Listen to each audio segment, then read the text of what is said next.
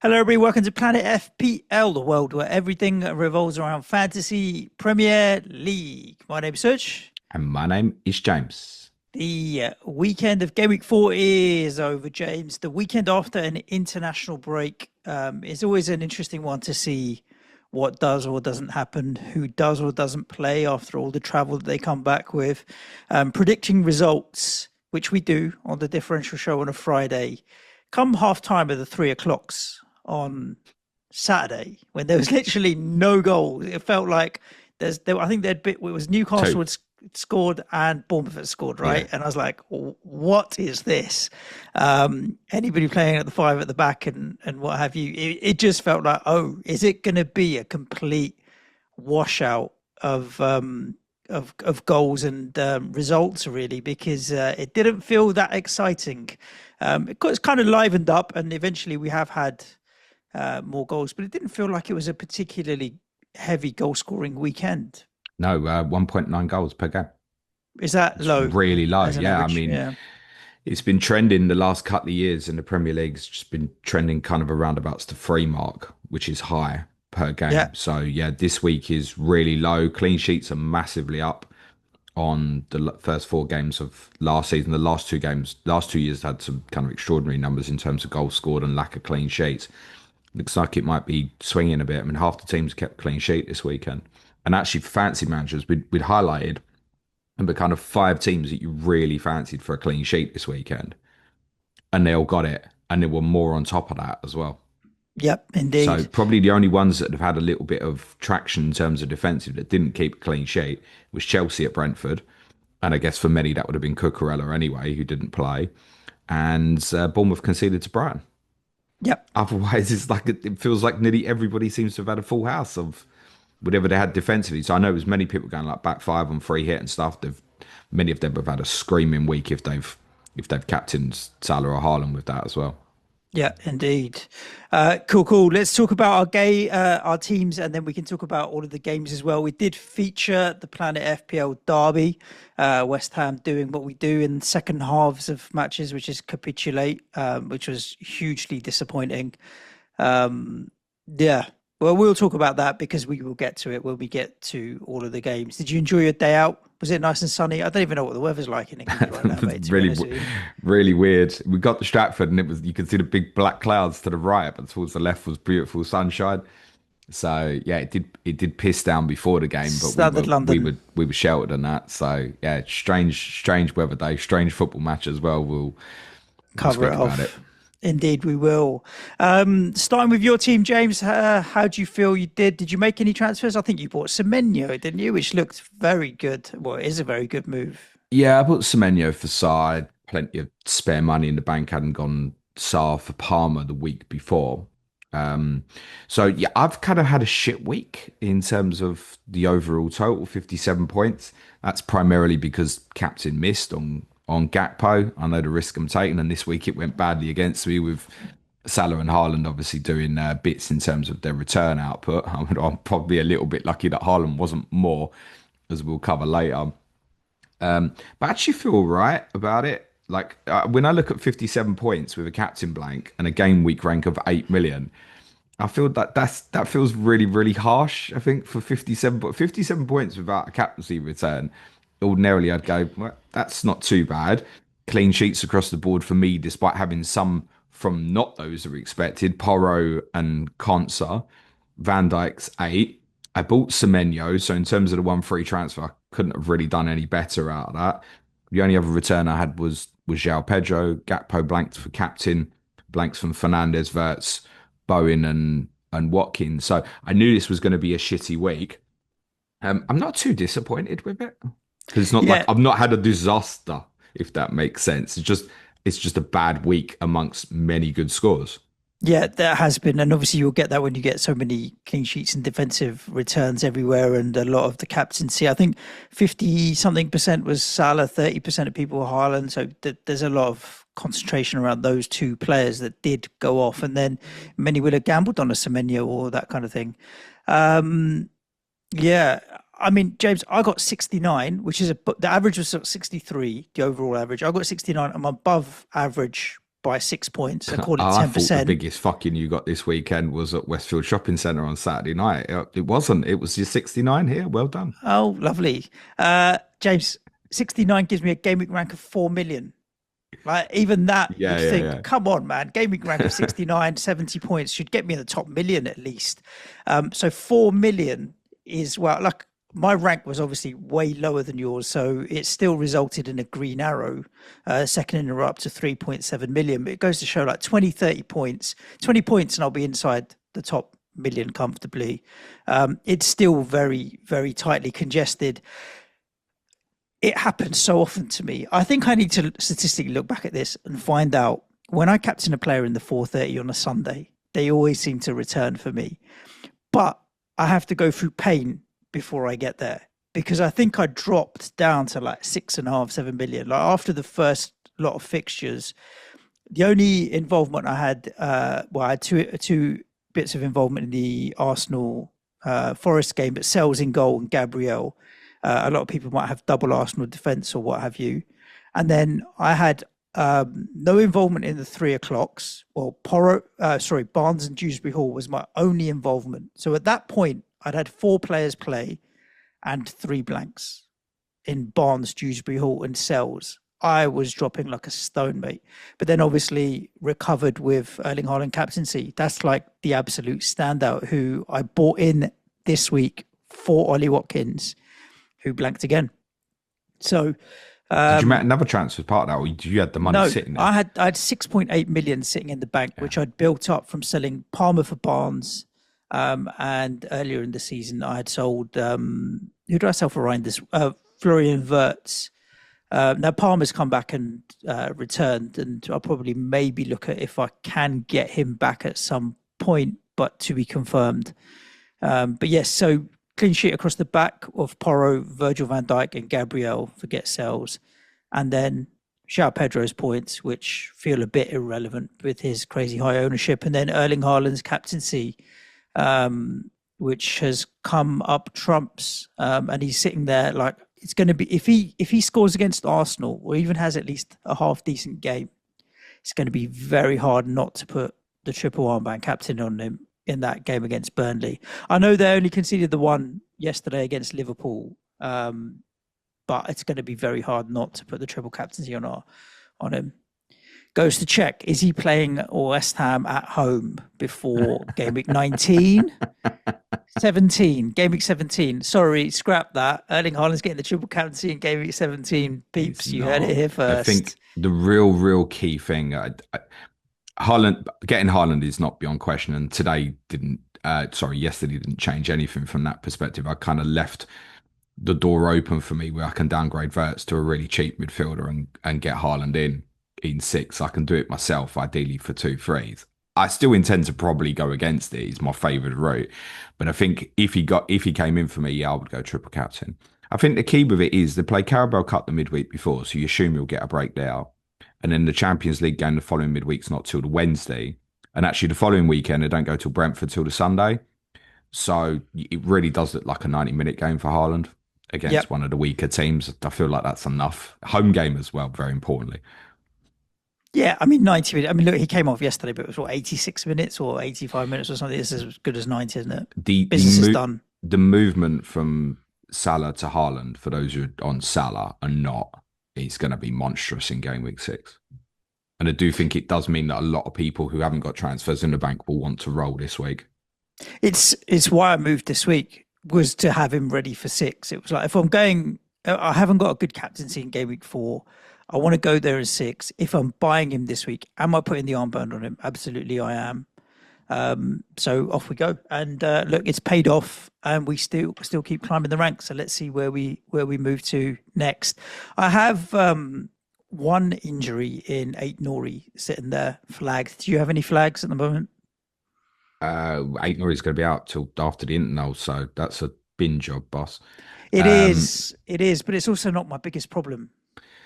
No, I would really like to roll this week. I mean, look, you've got the 6 teams playing in the Champions League. There's 4 further teams playing in the Carabao Cup this midweek. So half the league is playing fixtures this week, which includes all 9, obviously, that are playing in Europe, plus Brentford's the other one. So I definitely want to wait through the midweek fixtures because I could pick up an injury there. The one flag, well, I've got two flag players, Perry, but I've got Verbruggen as the other goalkeeper, so I intend to do nothing about that and just play Verbruggen for whatever shit it is. Murillo, I've got flagged. But Ange did say, yeah, it should just be a knock and hopefully he'll be okay next week. Which, let me tell you, Nottingham Forest fans, you don't know this, but that means he's out for the season. Well, yes, we do have issues with managers How not many being times with Ange was it like, medical. with Van der Ven particularly, wasn't it? It was like, oh, he's closed, Yeah, he's and closed. It Solanke just went for on for like periods, wasn't four it? months. Yeah, too long. Totally get that. So Murillo, but I mean, I'm bust this week, probably benching Conser away to Sunderland. So Mm. even if Murillo was out, I don't know if I want to deal with that this week. Because if I deal with it this week, that's definitively going to cut me off Haaland. If Murillo was out, by the way, I'd just buy Gabriel now. I'm kind of torn at the moment in binning the Barnes project early. He was a 3 week punt. He's not really doing the business. Probably depends on his Uh, minutes on Thursday, doesn't it? yeah. So if I bin Barnes, then there's only one player I'm buying, which is Semenyo. Um, and they're both playing each other this week, so you know how that turns out. But I fancy Semenyo this week ahead of Barnes all day long. So it means kicking the eight Nori problem forward until the week after. But what that may mean I can do is double up on Arsenal defence and buy Timber that week, because then I'll have enough money to do that, because obviously then Arsenal go on a good run. So that's where my head's at the moment, is leave eight Nori for another week and just fix the Barnes problem by getting Semenyo, whose ownership's climbing. I resisted the Saturday night temptation to jump ahead of the price rise, just because there's so much football to be played. And I also thought I would feel quite differently after the Man City game if Haaland did well. And I don't feel the pressure to jump to Semenyo. Whereas if Haaland had blanked, I think I would feel it more. Points chasing, you know how it is. So I may just kick the eight Nori problem forward, and go for Timber for a period after game week 6. I just It think leaves the me, problem with him is rotation, mate, further down the line. yeah. I mean, be all right to carry through. I'll feel fine with him all the way through to even the Tottenham game in game week 12. Um, Ironically, I'd have enough money to get Saliba instead of Timber, but we don't think he'll be back by then, will he? Saliba, yet Saliba was apparently back in training on Friday. Right. So I could go Saliba and Gabriel But he'd said instead. to Arteta that he just didn't feel quite 100%. So Arteta was like, yeah, obviously I'm not taking the risk. So he may Take the even play risk. for Arsenal tomorrow night. Although it's worth saying, I don't think Arsenal should rush that because I think Mascara has acquitted himself very well in the two games. It's If not looked that an issue at all. if that ends up being the case, then I may well go to Saliba just for safety's sake. But the original plan with Eight Nori was to just go Rodon or like cheap, and bank the money, which then would allow me another path to maybe get back to Cole Palmer when Chelsea's good run starts in, is it 7 or 8? Remind everybody. Kind of depends how you view it because Brighton at home, I think, is okay in 6. Then there's Liverpool at home is 7, but it's still at home. Forest away, we'd probably look at in pre-season and go, that's not great for the offensive assets, but by the time we get there, it might be. And then particularly between 9 and 12 is massive for Chelsea. They've got Sunderland at home, Wolves at home, Burnley away over that 4 week period. And they also go to Tottenham where they normally get good results. So yeah, it depends how you view it. But I think particularly between 9 and 12, you'll massively want Chelsea coverage there. I think I could do the Bruno Fernandes to Cole Palmer switch in 8 when Bruno goes to Liverpool, because then they've got Liverpool, Brighton, Forest, Tottenham. It's not great for Bruno, and he missed his DEFCONs again at the weekend. I know he was playing as part of a 2 as well, and he only picked up 5 DEFCONs, which I thought was quite surprising. I thought he'd, in a game like City where he would have to do more defensive work, I thought he would pick up more, James. Yeah, but I think a lot of what Bruno picks up quite a lot of the time is recoveries. Right. And City obviously don't give the ball away as much. They're clearly going a bit more direct at the moment, but then it's over midfield into Haaland, right? Mm. So yeah, you wouldn't expect. I wouldn't have. I didn't expect Bruno to get Defcons at the weekend. I did, but I thought maybe it's tackle or have to track back a little bit more or what have you. Cool. Should we talk about some of these games then, James? Let's get into all of the fixtures. Uh, we can. Go Should I on? do schedule first? Yeah, I was going to say, let everybody know what they have to look forward to for the rest of the week before we get into chat about the football. Yeah, so clash of correspondence tomorrow's Wolves versus Leeds, Bradley Parker and Ed Salinger. Those two are really struggling, so I might bring two bottles of bleach to that one. But those two sit top of my ticker for the next 5 game weeks. And if people want to try and force Haaland in and can't yet, then you might want to have a look at some enablers from these two. Possibly might even carry you for a little bit.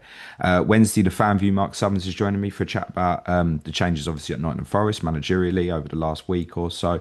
Thursday, Ask James, scheduled for 12 o'clock. David will be back with me for the weekender, where we'll discuss all the big fallout, obviously, from the Champions League games under Carabao Cup ties, and obviously have a look ahead to game week 5. We'll have a look at some more free hit and wildcard drafts on that. If you want to support the show, it's www.patreon.com/Planet FPL.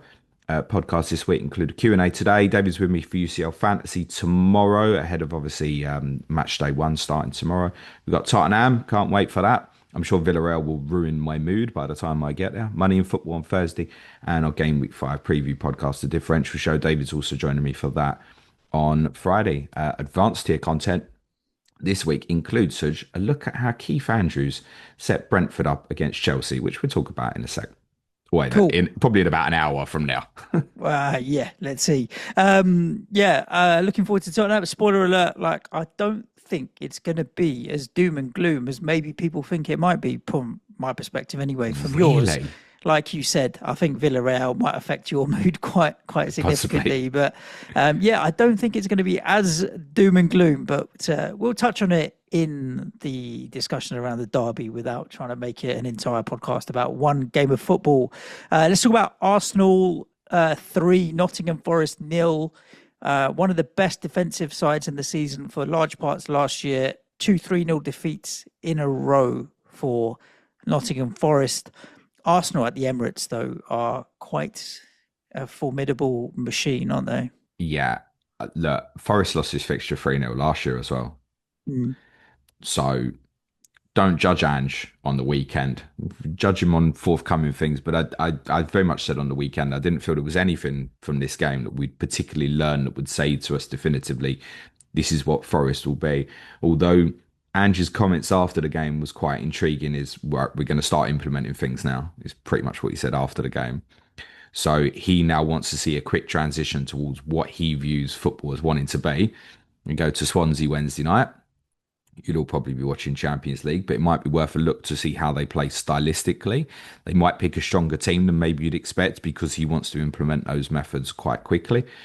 And I think the next 2 games would be quite telling. So obviously Burnley away next weekend, then Sunderland at home after they go to Betis in Europa League. So I definitely wouldn't be making any conclusions on Forest from the weekend. The only conclusion I would make is that Ola Aina injury is really, really bad. It's really, really bad because he's a good defender. It's really, really bad because he would have been so suitable for Ange Ball in terms of trying to invert his fullbacks and push them into high offensive positions in central areas. So he's ruled out for about 3 months. We saw them start with Williams on the right and Morato on the left.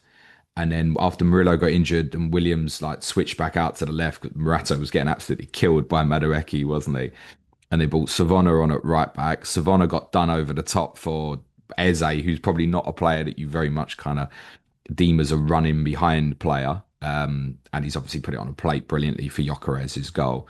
So yeah, I said about that on when we previewed the game on Friday about anybody who if Ange wants to go his way, anybody who gets the ball out to wide players quickly, they're going to be in so much trouble. I think my conclusion on Forest assets would be it is still in the next 2 fixtures to 2 teams who might finish bottom, although they've both done all right so far, Burnley and Sunderland. But I wouldn't bin this week or next week, and I'd be looking to shift that straight afterwards before they walk into like Newcastle, Chelsea, Bournemouth, Manchester United, Liverpool. After that, yeah, it's definitely a bin from 7.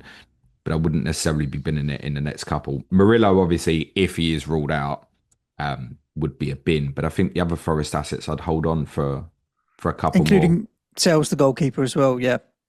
You've got him, haven't you? Hmm. Just don't piss about with the goalkeeper. Listen, Yeah, I if get he's it. playing in goal for an Ange team, he's gonna have to make some saves, isn't he? Mm. So, yeah, look, I'd actually look at Sells in the next couple and say, yeah, that's Hall potential. Now, if you then get to 7 and it's like, oh, yeah, shit, they're going to be wide open. I want to move it. Then, yeah, move it on to someone who swings. You might want to go sort of Sanchez around about to that point or Raya or something. It could be Sells to Raya. Like I've been looking at Murillo, Gabriel for game week 7 for weeks on end. That's why I said if Murillo's ruled out, then I'm not changing the plan. It's just right, okay, bollocks. Gabriel's going in early, and I'm fine with that. So yeah, I think largely it's keep. Again, do have a look at the midweek. I think maybe for Chris Wood, you just want to be on your toes a little bit. Obviously, he came off just before the hour, but I don't think that should be a huge shock to us because he obviously did the big travel with New Zealand. So he was never likely to play the 90. But if you started Wednesday night, I'd be quite conscious of that for the three fixtures that are in afterwards. So I think the defensive ones I wouldn't move off yet. I don't suppose many have got that many other than Chris Wood. It's probably a sit tight. Don't read too much into Saturday. Anderson finally hit DEFCON, boss. He did first on my bench. Of course. And I think he only just hit it, right? I think he Now just 15 got, did it oh, he comfortably. was a bit over. Lovely. Good. Yeah. Yeah. I And was he never played going to well, play by him the way. over Dewsbury Hall. I think Anderson will sit in. He was bought as a 4-point player, not as a explosive, get me goals and assists and bonus points and that kind of thing. So he stays for me. Don't chase points, kids. We see this every year where someone gets like an unexpected brace in midfield. Don't go buying Zubimendi, please. Couple of brilliant goals. I think he surprised himself by the fact he ended up going into the box because Arsenal don't need little men to go into the box. They've got so many powerful, high aerial players. They didn't really need him Mm, ever to go in the box. His strike on the first goal is beautiful technique, and he's a yeah. lovely little footballer. But I would not be buying him for fantasy at He scored as 5.4. he scored as many goals as he made DEFCONs, James. Is that right? 2 DEFCONs in the game. For Yeah. a holding midfielder, that says a lot. Well, not having to get involved in that area particularly. Yeah. I mean, Forest never had a shot till Gibbs White had a nice link with Chris Wood just before half time. Otherwise, they never really looked like scoring. In fact, their best effort in the game was Chris Wood's chest effort. Have you seen it? No. It's an incredible effort where the ball's come across really fast and it's not meant for him, but he's in the way of it. He's out on the edge of the box and manages to. He does it intentionally. He diverts like a chested effort at goal and hits the bar. That's the only time they cut it. Raya actually gets a little finger on it. It's a brilliant save. Yeah, a few standout notes for Arsenal. Gabriel hit Defcon right at the death. Yeah. So it was a rest for I saw. Declan Rice. And we spoke about this a little bit in pre-season, and I suggested to you I thought it might be something we'd see a little bit more because he obviously had some issues last year, and he is so important. Odegaard might have re-injured the same shoulder that obviously gave him problems. Now, he didn't keep him out for long. He was on the bench at Liverpool.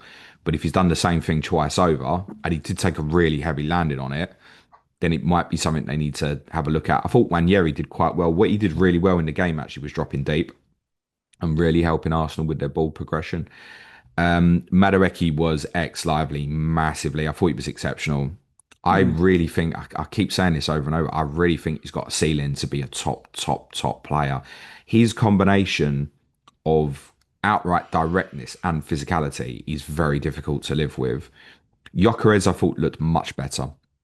His movement and his link play, and just his general the way he was looked like he was carrying himself. He just looked less heavy. I kind of want to say I don't want to be disrespectful, but he's looked a bit leggy. Let's say in the previous games I'd watched him, I thought he looked much better on Saturday. Eze was good, but didn't hold the threat of Madueke. Yet it's Eze that's ended up obviously with the attack in return. If you said to me now Saka was going to be out for 3 months, I'd go and get Madueke. Do you reckon what price is Madueke? I've got him in front of me now. 7 million. I did think he was going to be a decent buy for Arsenal. I don't know if some of their fans are now convinced and eating their words when they were giving He, that transfer a lot of stick. I more just want to know if Saka's going to be fit for 7 though. What's your thoughts around getting Gyökeres in? Awkward.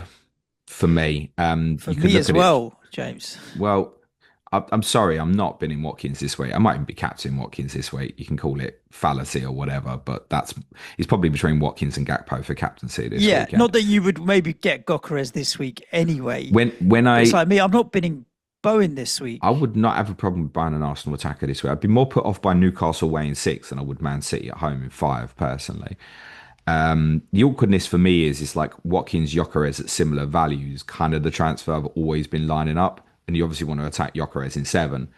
I'm binning Watkins against Burnley. And I know most people be listening and James just bin Watkins. And I might make that, it might be that Watkins is a full guy for me for Haaland in 6, because that's my easiest and closest way of juggling things about. And at home to Fulham will feel better than doing it at home to Burnley. But Yep. I'm not binning Watkins this week from that perspective. So Gyökeres is off the table for me at the Yeah, I moment. mean, I'm not bidding Haaland, obvious reasons. I can't bin João Pedro either right now. I don't think that makes sense to move him on with his fixtures that are going to be just around the corner. And then the third striker that's sitting there for me right now is Jared Bowen. And say what you will with West Ham, it's 4 of the next 5 is Palace, Everton, Brentford, Leeds, and then the away game against Arsenal sandwiches that. I can't see myself like 4 of those 5 for Jared Bowen are all right. So he's the one that would have to make weight for Gokeres. I don't know if I want to do it. I'd rather keep Jared Bowen right now and maybe move the money around Uh, elsewhere potentially. Gyökeres is definitely part of my plan. It's just an awkwardness in terms of when exactly. 7, 8, or the most important thing I think for me is I've probably got in mind to maybe even have him as captain for 10 and 11. So Mm, that's the biggest priority for me. But yeah, he's on radar. I would say much better from him at the yeah, weekend. good. Let's talk about Bournemouth 2, Brighton 1. Penalties are lucky, aren't they? Semenyo and all that. But an assist and a goal for Semenyo, who really, I think it was from the back end of last season to now, has just leveled up and looks the real deal. Bournemouth must be licking their lips that they got him to sign a contract in the summer, because whatever they had got this summer, come January or come summer next year, you can add a shitload to that if he carries on in the vein that he is right now. And a good win, good home win.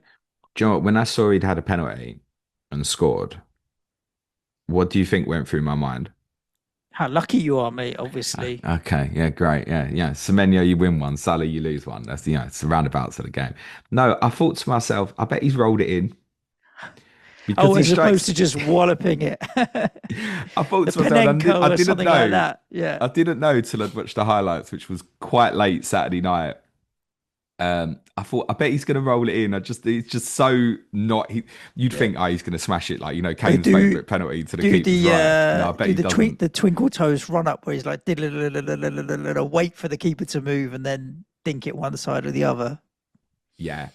Like he's actually, rather than scoring the penalty, he's probably a little bit more fortuitous with the assist, actually, because he just gives Alex Scott the ball on the edge of the box. And Scott, who's very much improving game on game for Bournemouth, does the rest with a really nice finish. Takeaways from this little bit of interesting notes in terms of defensively for Bournemouth. So, Senesi again with the DEF CON. Although it was a pony goal that they conceded. And I'm not surprised that it was on that side of them defensively because they had to make a couple of changes. So Diakite was ruled out. Iriola said before the game I didn't want to take a risk with him. But then after the game, he clarified that and said he'd been carrying a problem since the Tottenham game in game week 3. So they brought Milisavljevic in the team, easy for you to say. It was only an 18-year-old.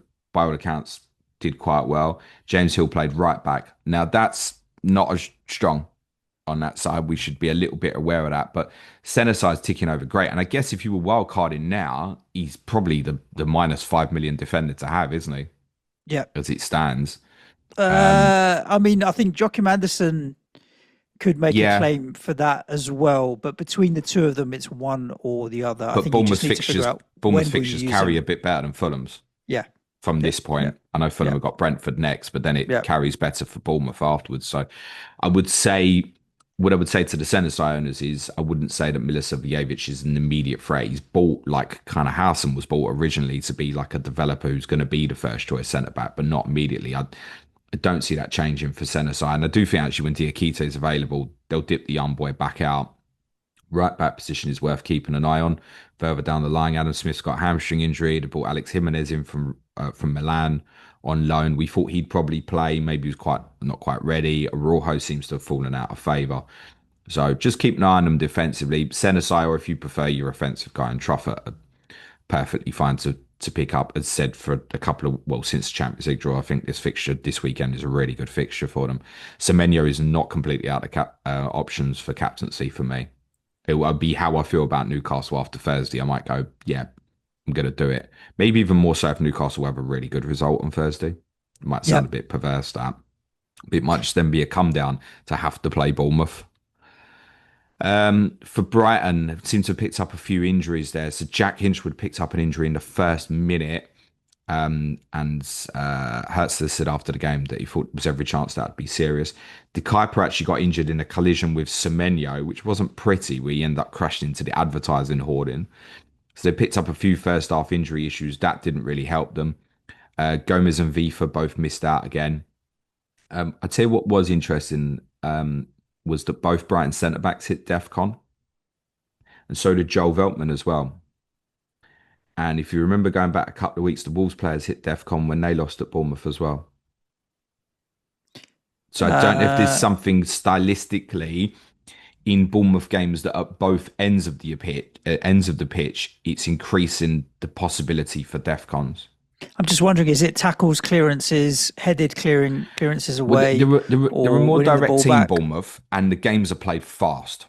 They're Hmm. not just direct and then, oh, okay, get it into the corners and stuff. Like they're fast with how they play. They're probably best pound for pound pressing team, I keep saying, in the league, right? You know you're going to have a big physical game against them. So there probably is a bit of a more of a backwards and forwards nature to their games that's playing into that. So it was more just a note about opposition players playing Bournemouth that you might be in for DEFCONs playing against them as Yeah. well. So Brighton suddenly look a little bit light. If I was to get involved in their assets, and I wouldn't particularly rule it out for those free hitting this week, it is Minter or Matoma, it feels like at the moment. Looks way more secure from a minutes perspective. Rutter and Welbeck both played. Rutter came off kind of around about 65. I think the defensive guys are probably avoidable at the moment. I'm kind of stuck with Verbruggen, but I ain't going to do anything about it. No. Cool. Let's talk about Crystal Palace nil, Sunderland nil. Now, obviously, if you're looking at it on paper and in reality, Palace are going to be hugely disappointed that they didn't win this game with three big chances. They racked up a pretty meaty XG, James, of 1.77. And at the other end of the pitch, Dean Henderson didn't have a save to make, or I should say, didn't make a save because he didn't have a save to make. Only the six shots from Sunderland. Palace will be disappointed to come out of this not with the 3 points. Robin Rose had some saves to make at the other end, though. He looks Six. really good in goal for Sunderland. You know, if I was going a 4-5, I'd go roast probably, and I not don't hate expecting that at all. not expecting clean sheets. The odd one here and there, but generally he will pick up bits and pieces in there. He maybe is the new Flecken, something like that. I don't know, but I don't have any reason to go to a 4-5, to be honest with you. But if I was, I think I'd go roast. You know. All I'd say is before you consider that sort of thing, if you're on wildcard, do have a glance down at their fixtures between now and game week 18. It's pretty rough. Mm, It's really their fixtures are really rough for if you look at a sustained period of that, like 12 weeks or so, and there will be people wildcarding now and stuff. Yeah, over the long term, that looks pretty rough. But I still don't hate it because he's going to have to make saves. So yeah. if obviously you do have a week like this where they keep it clean, you're in. Ultimately, you have kept it clean here because of him in goal. But it's good. It's a great result for Sunderland. A good start, right? Seven Mm, 7 points from the four. I think they should be pretty happy with that. We know it was a good set of four, and stuff's about to get more difficult for them. But I mean, what Villa have done so far this season, they'll right fancy their opportunity of causing another upset again at the weekend, and I wouldn't rule it out at all. There's not anything else on Sunderland I'd be looking at the moment. For Palace, I did give a bit of a couple of different warnings on this going into the game that I thought Sunderland might get something out of it. And it's just to do about stylistic matchups for Palace. Playing a Villa, because City in a transition is better. Now we're asking to put the onus on them when you've taken Eze out of the team, you've taken Sarah out of the team, you took Wharton out of the team. And listen, on a different day, they win this game, right? Yep. Mateta scores or Euro scores with his effort in the first half. And there's nothing wrong with the team. Like, I've still praised Palace massively. And if you've gone Palace offensive, it's not to put you off. And especially not when you look at who they're playing next. But I did think that there might be something in this. And it was also triggered by looking at some of the results they had against the promoted teams at home last year. So you didn't do particularly badly. It's at 7 points from them. But they beat Southampton 2-1 narrowly. We're losing. They beat Ipswich 1-0 with a really late goal. And this could have been like that. And they also drew 2-2 at home to Leicester, actually, in game week 4 last year. So I had it in my mind that when Palace really, really hurt an opponent, it's not against these sort of sides at home. And it's just something to think about moving forward. But yeah, if you've gone there, no complaints. The defensive assets still really strong. Obviously, there's A lot on free hit, doubled up, didn't they? Doubled or tripled up. Absolutely, and no defcons, but plenty of bonus knocking about, right? For the guys at the back. So yeah, really strong defensively. That's not going to surprise. I would say after West Ham, there's a tough run of fixtures there, and you After might want West Ham. I don't mean it horribly, so I'm just telling you No, the no, truth. no. Liverpool home, Everton away, Bournemouth, Arsenal yeah. away. Then it's good again from 10. I've actually got Palace bottom of my ticker over the next 5. You know, you're talking about bonus there. Actually, I think there's something across the board where, look, Arsenal have scored 3 goals. Gabriel still picked up 1 bonus point in that game. Van Dijk bonus, even though Salah got the winning goal. So there's quite a lot of bonus for defenders across the board. It's probably a conversation. But it's been a low goal scoring week, right? Yeah, true. Yeah, true. I do think they're more prone. Whatever they've tweaked in the BPS is kind of leveling it out a little bit there. You talked about West Ham next week. When I set my bus team up, James, you're going to think I need my head checking. And you've talked about, are you going to stick the armband on Semenyo or Watkins or whatever? Please say it's Mateta rather than Bowen is where this is leading, Suj. No, it's not. I've put the armband on Bowen in case I get hit by a bus before the weekend. Yeah, because it helps that it's at the London Stadium. But we'll talk about that when we get to West Ham. I don't have a lot of other incredible options. I don't think Manchester United away is probably all right for Pedro, or Chelsea at home for Bruno Fernandes doesn't do it. I don't want to captain the City guys against Arsenal. So who's your front three? Haaland, Bowen and Pedro. It's probably Pedro over Bowen, but Bowen's got Palace at home versus Man United away. Right now, Barnes, Anderson, Reinders, Bruno Fernandes. Shit, yeah. Yeah. I thought I was in a bad state. Who do you armband, right? If I bought Semenyo, for example, that's where I think I'd stick the armband on Semenyo over Bowen, obviously. And that's not like Palace are good defensively, but it's like from that lot, I'd see how you feel about João Pedro after they play in Munich. Yeah, from exactly. That lot. We've spoken about this before. Palace and Fulham, and not wanting to captain players against them doesn't feel right. Right? Strong defensively, right? But also, maybe it's a shame it's not segue this, but Fulham obviously really struggled to beat Leeds as well, right? Yep. And think about Fulham's home results against those promoted sides last year. Drew 0-0 with Southampton, drew 2-2 with Ipswich, beat Leicester 2-1. So they never tore away from any of the weakest teams at home last year either. So there's something in that maybe with Palace, Fulham, don't want to target against them, and maybe don't necessarily want to be that bothered about their fixture runs either. Like, they're not an easy fixture for anyone, but then when the onus is on them, it's not quite as what it would maybe be for some others. Yep. Everton 0, Aston Villa 0, only limited highlight. I mean, Everton again will think that they should have won this because they racked up a big XG of 2 with the 3 big chances. I mean, I thought my club are in a crisis right now, but if you're Aston Villa, you've only picked up 2 draws, no wins from your first 4 games, struggling to score goals at the moment. they're not in a good way either. Like, I feel so relieved, to be honest with you, that I sold Ollie Watkins because I don't have that concert decision to make. I think people are getting stuck there where like, I can't sell him before Sunderland. I can't sell him before uh it's Burnley a couple of fixtures after as well, isn't it? I definitely am not sitting there thinking I can't sell him before Sunderland at this point, and I'm not even specifically holding him for Burnley because I even think that there's a small chance he doesn't even play that game. But there's nowhere to go from that this week that is definitively definitely better for me Yep. this particular week. So I intend to sit tight because, as I said, he's probably one of two captaincy options for me as it stands, maybe three, including Semenyo, possibly. So it's the plan for this week would have always been to captain Watkins this week. Um, and I'm conscious of that in my thinking. So it might even be how I feel about Gakpo and Liverpool. Is my other real option on top of Semenyo. It might be how I feel about Gakpo after Liverpool's game Wednesday. Our friend Mr. David Hunter watched this, Suj, and he sent me a bit of a brief. Shall I read it to you? Sure. I mean, I'm assuming it is brief.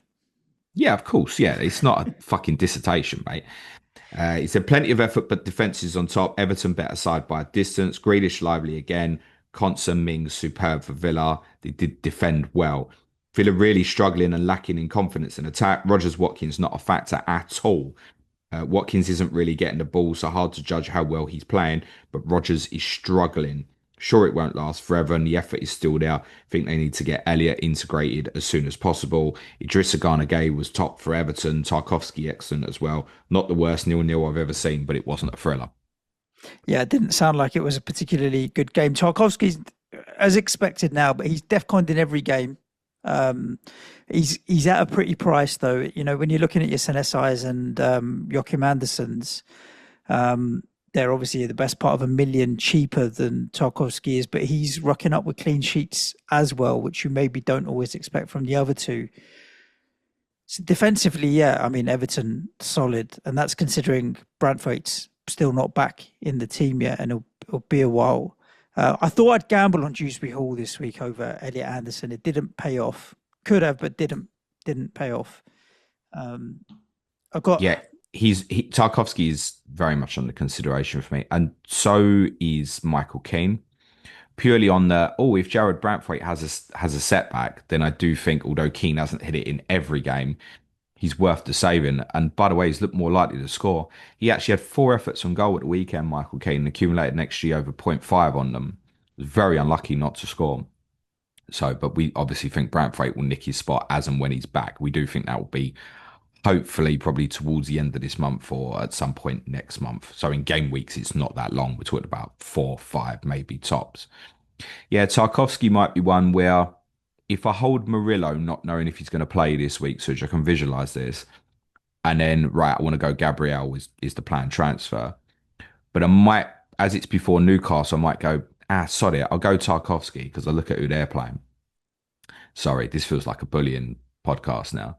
But get Tarkovsky in, timing feels nice then at home to West Ham, and leave him in, and then still get Gabriel the week after, and then I'm transitioning to playing a back four regularly. That's part of my mind, but I'd still prioritise Gabriel over him. But we should not overlook the fact that he does look like he's going to hit DEFCON every game, which also means that his kind of floor feels like it's like 3 points or so, and the ceiling is massive. Yep. It's not bullying James because if there's anything I would take away, threats from set pieces. Who are the threats? Like every week when you look at who West Ham are playing right now, obviously until Nuno comes in, it's threats from set pieces for me. Yeah, you can talk about everything else. Don't bench Lacroix this week, guys. Well, particularly. Who is the biggest threat from set pieces for Palace? Is it Lacroix at corners, maybe? Yeah, or Gay? So, yeah. It's always going to be the centre backs. It can be any of them, but Lacroix is centre backs. He's really due. And Tarkovsky, we know, is that, right? So that's the double bubble that you get. I think they'll be good. I say good for a clean sheet. He'll be good for DEFCONs. But it's that set piece threat as well. So yeah, interesting. Cool. I'm not looking at the attacking Everton players at the moment. I know a few have been. I mean, listen, Dewsbury Hall. If you're on a wild card of Dewsbury Hall, Hall's perfectly fine as the 5. Yeah. I mentioned with Grealish last week, and it was a great start for Everton so far, and he very nearly got the assist for probably Keane's best of the four efforts at the weekend. But ultimately, it does feel like it's going to be assists for Grealish. Now, if I'm getting a player in who's going to be great for assists, I might just get a player in who's going to be great for defcons. It's Yep. kind of so even within the same team, I think more Tarkovsky than Grealish. Keep an eye on Beto just in case he gets sustained minutes moving forward, but I don't think their fixtures are particularly great for the offensive players over the next few, bar that one fixture in six. So not looking at them offensive. And despite Villa obviously playing Sunderland and Burnley in two of the next three, I mean, what if you're in wildcard now? Do you go with any of them? I think you probably don't. I'd avoid. I'd avoid. Until you see some sort of form, I would avoid. The thing It's is, difficult though. I know I get it because we know what they can be, but for me, when I see form like that, I'm like, okay, this is uh, how's Unai Emery going to turn it around? They've definitely got the quality there, but it doesn't inspire me, to be honest with you. I think the other teams will look at it and say, right, this is an opportunity to hurt a wounded animal, and Sunderland and Burnley might look at it as an opportunity to pick up a point or am three. I right in saying you watched them when they lost at Brentford in game week two? Am I right in saying that? Did you watch that game? No, No, only okay, fine. only parts of it. So Only I've parts watched of it. their other three games, um, and it's difficult to think when they've truly like scored. I mean, Newcastle did a number of them in the first half of game week one, where Villa didn't even have a shot. Palace obviously outplayed them in three. Everton should have won at the weekend. Villa never looked like scoring at the weekend. The only one that really stands is the Watkins chance when he hit it into Henderson's face, which was basically a one-on-one towards the end of the first half against Palace. It's not really looked like scoring. I think that's kind of what David's saying. Get Elliott in the team because he's got that little bit of the eye for the pass and stuff. Rogers is great at carrying and if he's on the half turn and running at people and he can slip people in. But if teams are not giving space for Watkins behind, then they're going to continue to struggle to create chances. And I have to say, as much as I can look at that at the weekend and think, yeah, Watkins is fine, and I may end up captaining him, I wouldn't have any confidence in that. So certainly he's not going to, oh, I'm captaining him against Sunderland because I don't think that they particularly allow Watkins space in behind. I would take a little bit of comfort from the first couple of games. Bowen had a really good first choice chance at the Stadium of Light. Thiago scored there in game three, and obviously Utara had a goal disallowed, getting in behind, which was marginally offside. So it might be that Villa need to draw Sunderland on to find that space in behind. I agree with David. Probably got to get Elliott in that team. Yep. Let's talk about Fulham 1, Leeds nil. As you mentioned, struggled to get over the line, and they did very, very late on, which seems to be a theme in quite a few games this season, with the own goal from Goodmanson right at the death. What an own James. goal that is. Yeah. Some header, isn't it? Yeah, disappointing. Though Leeds racked up a higher XG, would you believe, than Fulham, even though they just had the one big chance, and they racked up more shots in the Well, game. Fulham only had 5 shots Yeah, in total. The first one yeah, wasn't to about the 55th minute or so. yeah. It's another home What's game. this? Hangover from international break, Well, or do you it's think there's another something home more? game. It's about the fourth or fifth time now this season that a team playing at home who'd think it's not like it's an abysmal fixture has not had a shot in the first half. Mm, Villa I just mentioned was Tottenham against Bournemouth. There's been a couple of others as well. yeah, Weird trend because they definitely wouldn't have put Fulham on that. There's 5 shots in total. And a couple of them were after your main man Kevin came on, who yeah, David told us when he looked at him for the weekend or a few weeks ago. He said he's the one of the new signings just before the window closed. He was most intrigued by. yeah. So he's definitely got a bit about him, isn't he? I don't know if he's going to end up being quite erratic, but he's one to keep an eye on. That's going to end up in the team. I don't think there's much doubt about that. There is an impact on that. Josh King did come off on 60 at the weekend. It's different position to Kevin, but it could be that Iwobi gets shoved into a more central area. There's competition with Smith Rowe. I'd still, if I was going to 4.5 million midfield on wildcard, that's still the one I'd go to. But I think the time to probably invest in him was last week, and I'd probably be trying to leave him out now Kevin's rather than this week. I think it was like shit play him. Kevin's come in quite cheap at 6, and there's just not a lot down there at Yeah, but it's the 6 or same. below. Brentford at home this week's fine. Look at their fixtures afterwards. Yeah, not of interest. Shit in it. And is that the same for Joachim Anderson? Or are you happy with a No, it's 4 point different. I mean, don't 4 point pickup where every week? possible, don't piss about with that, right? I think Joachim Anderson is a really solid selection who yeah, okay, Villa, Bournemouth, Arsenal, Newcastle were shit fixtures. He could still pick up defcons in them. And then afterwards, there's a couple more enticing fixtures in 10 and 12, for example. So Anderson's fine. I think if you went Anderson, you probably didn't have it in mind for most people to play it every week anyway. So he probably is part of the rotation for you. In most cases, it would probably be want to play this week against Brentford. In the four afterwards, it's probably a bench, I should imagine. But it wouldn't be the end of the world if you had to play them. You know they can be solid in some of the toughest games. You don't have to look at their performances against Arsenal and Liverpool as great examples over the last couple of years. So Anderson, fine. Muniz, for those who went there, I think it was a get for 2 weeks and then review again. I see no reason Yeah, why he wouldn't. I'd see no reason why he wouldn't start again against Brentford. But I think, yeah, afterwards, if he doesn't do well this weekend, it was for those who went there. It was always liable to be a short-term investment and then assess.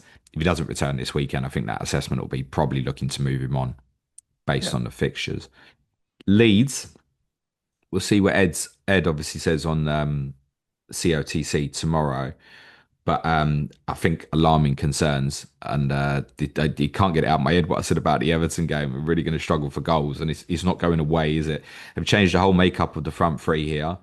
Aronson's come into the team, who I don't rate, and I don't think many Leeds fans do either. Noah Okafor obviously needs a little bit of time to bed into the team.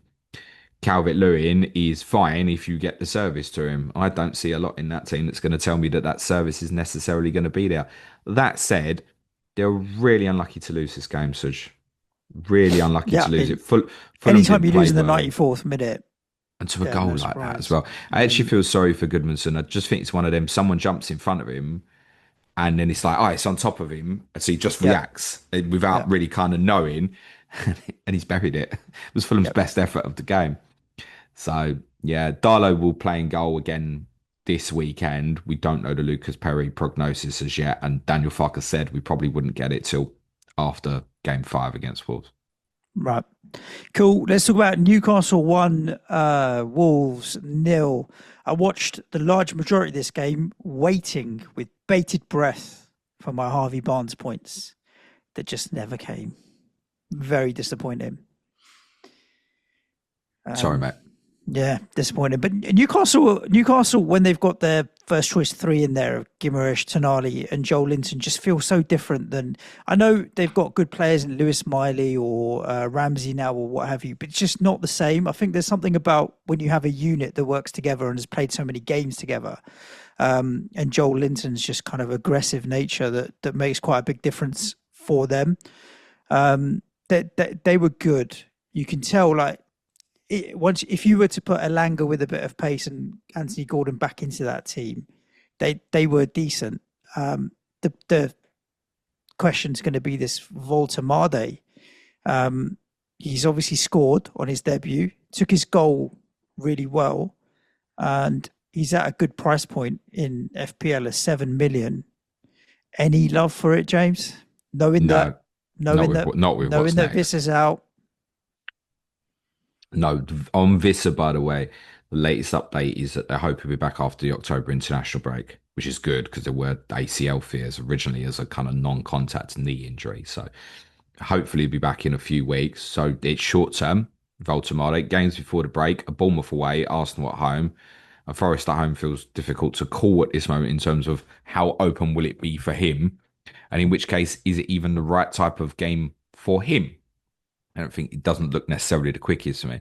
Interestingly, I saw a stat that he only scored one headed goal in the Bundesliga last year. Yeah, exactly. And then Oh, you saw that as well, they yeah? were talking about that in the comms. I don't Okay. even know which country's TV show I was talking about. And then next thing you know, he goes and scores a headed goal. Great He's header. for such a tall player, he's very mobile and does get about really well. His link up play is really good. Like I think he's going to do really well in the Premier League. He looks like the kind of striker that's built for it. Do you know? He reminded me a little bit of Strand Larson in terms of his mobility for a big player. Probably Because wouldn't be Strand Larson's surprised that tall as Newcastle well. were interested in Strand Larson, right? Yeah, exactly. He did well. I think Newcastle deserved to win it overall. I feel like Wolves, considering what a bad state they are currently in, like anyone losing their first four games is not going to be good. Tried really hard. Like they tried to attack. They tried to create. You could tell that they their head was in the right space, just the quality isn't there. That was the difficulty. It was a lot of counter-attacking. Let's try it. And when you're up against a better team and every attack kind of just peters away, it's quite demoralizing because they couldn't actually get anything of real quality in terms of attack. But you can't knock them for. I don't think I'd knock them for effort, particularly in the first half. And after kind of half time, I was half in, half out watching the game. But yeah, disappointing for Wolves to lose. Newcastle just did the job really. They started with good intent, Wolves. I mean, they've Yeah, scored they were like straight away. trying. Well, they didn't score, did they? Um, I mean, when I saw the team, I was like, right, I'm gonna have to wait for the heat maps to know what this is, or for someone to tell me because it looked like a bizarre lineup. So Mosquera's missed nearly a year. He came back in, looks like he played the centre of the back three with Agbadou moving to the right. I suspect Bradley's going to tell us on COTT tomorrow that Agbadou should come out the team, by the way, which may surprise people who own him. He's hit a DEFCON again at the weekend. Hugo Bueno at right wing back. What's that? Yeah. Gomez has played there on occasion, but I think would be better suited for the left. So we've now seen Hugo Bueno, Wolf, and Rodrigo Gomez all play left wing back this season. They've got Krejci, who he's kind of a left-sided defender, but interestingly, I said to David on one of the pods when I looked at him, I said he reminds me technically of Xhaka. So I'm not that surprised to see him play in a midfield role. João Gomez and Andre kind of made part of that. And I suppose because of lack of options with Larson unavailable, he's ended up going with a front two with Hwang and a Rockerdale. I didn't think Arias would play because prior to the defeat Man City in game week 1, Pereira spoke about concerns about Arias off the ball and Newcastle, you know what you're going to get in terms of intensity. Didn't seem right that they'd suddenly bring Fermin Lopez into the team for this game. It just feels like a mess at the moment. Really does. And this game is huge for them next against Leeds. Big. And they sit top of my well. ticker for the next 5. I wouldn't go anywhere near that at the moment. Yeah, personally. It's the Sunderland and Burnley fixtures alongside Leeds. I mean, they're playing 3 of the promoted three sides in the next 5. And Tottenham away and Brighton at home aren't the scariest of fixtures in between, right? No, they're going to lose both of those, I think. Well, they might keep losing at this rate. That they had a swing of fixtures that came kind of like game week 10 last year. Yeah, and they did turn it around. Yeah, but after they changed manager, Pereira in. It's just going to be the permanent cycle of Wolves, because you'd have to think that if they lose to Leeds, then I don't think Pereira's not blameless on. We like him, but I don't think he's blameless on the start of the season. I look at that lineup at the weekend. I think something's it's off. It's just really, really off at the moment. So, yeah, concerns growing for them. No Jose Sarr either at the weekend. I've not quite seen what the issue on that was yet. Johnston played in goal. Yeah, losing to Newcastle 1-0 is it's not a disgrace, is it? No. Newcastle assets are probably at the moment in a don't sell, don't buy category, but I think it's probably going to be how you feel after Thursday. I think for usage, I assume Harvey Barnes is definitely in a maybe sell category. Yeah, me. But presumably Gordon and Elanga will play against Barca. Yeah, you would think pace on the counter, and Gordon's obviously can play in that, right? Mm. So Barnes is highly unlikely to start against Barca, and then Gordon's suspended Sunday. So surely Barnes starts at Bournemouth. Yeah, but I think Bournemouth are going to beat them on Sunday. I also just said a little bit of concern about Bournemouth's right side. Yeah, I don't know. Don't feel right to take him out. I agree with you that I think they'll probably get beat at Bournemouth. Yeah, it'd be forcing it, to be honest with you. It'd be to get Semenyo in and captain Semenyo. That exactly I own what Semenyo. You said. Can you not? It's exactly most other people do. Can you not? All right, and I own Haaland. Can you not? Especially in game week 6. Can you not? I'm trying not to. Yeah, he's hard to avoid. Honestly, I think I'll see if I really want to. I'd only buy Semenyo if I really felt I wanted to captain him. Could I hold on another week? Possibly. It's definitely not a given that that's what I'm going to do. And if I don't, then I'll just fix the 8 Nori problem that I have. If you know that you want to get Semenyo in and that's going to be a definitive for you, I would probably get on with it. Yeah, because the Bournemouth fixtures are decent for a while. It's not just this week that I would be getting Semenyo in for. Cool. Let's talk about West Ham 0, Tottenham Hotspur 3. Is it Hotspur or Hotspurs? Hotspur, isn't it? Hotspur, yeah, Yeah, there's no no S at S, the end. although it was Hot Spurs at the weekend. Uh, Or was it Sush? Hottish. Do you know what? I felt exactly the same at half time as I did after the Sunderland game. Because remember, we were 0-0 at half time against Sunderland. We were 0-0 in this game. I thought we've done all right here. I thought whichever manager is cleverest in terms of the changes, that might make an impact in what happens in the second half. For example, obviously, if we brought Callum Wilson on, moved Bowen back to the right and got rid of one of Ward-Prowse or Thomas Souček and dropped Fernandez or dropped Paqueta in, maybe that'll give us a slight tweaking formation that will just help us be a little bit more effective in the second half. In the end, Thomas Souček self-selected himself out of the game, but not in the way that we would particularly like. And even after you scored the first goal, I thought, you know what? It's not great that we've got one behind. If Tottenham score the second, yeah, it's game over. If we get one back, it's game on. And in Thomas Souček getting himself sent off was as good as just giving away another goal. From that point on, I think every West Ham fan knew what was going to happen. That was it. It was not going to get any better, and everybody just left. Simple as that. I noticed. Yeah, I mean, they wanted to go to the rally in London or something. I don't know, mate. To be honest with you, it was bad. I've looking at the stats on it. 2 goals from corners. Chelsea scored 3 from corners. Obviously, Sunderland scored 1 from corners. More than half our goals conceded this season are from corners. Yeah, still, the good news is in your next few, you haven't got to play Lacroix, Tarkovsky, Gabriel, Collins. Yeah, but then do you know we played Forest, who've got Murillo, Milenkovic, Chris Wood, and do you know what?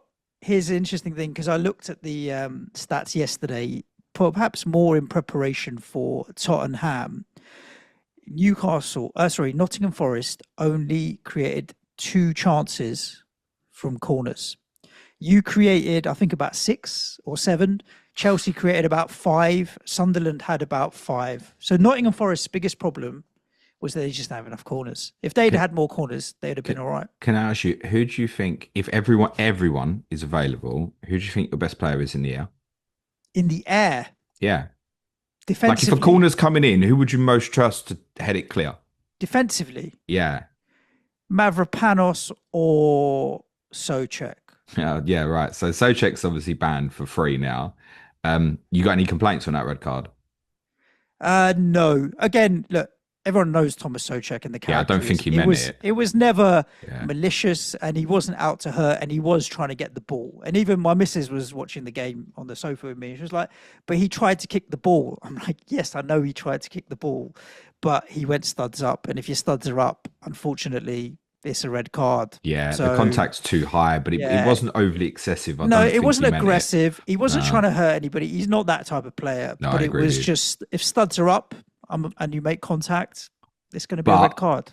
When it happened in the ground, from my postcode vantage point, I thought it was a red card straight away. When I saw it on TV, I thought it was a red card straight away. The card was out so quick. Also, considering how far away it was amazing how clear it was that the referee had, I think it was it Jared Gillett was referee? It was amazing how quickly he got the card out and how bright it was. It was fluorescent shining in the lights, mate. Souček being banned for 3 games is probably not good for you from set plays, although I suspect he was probably coming out the team anyway. Remember, Magassa is 6 foot. Correct. Something ridiculous anyway. And I can't comment on it. He's going to come in the team now.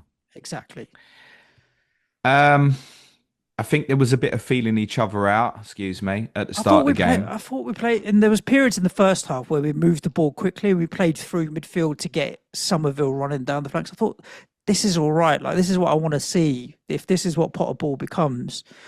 The thing that always frustrates me is moving the ball slowly. When we moved it quickly, we were like, all right, there's ways to get in and hurt them without having too many big chances. The Paqueta chance was obviously the biggest that we had.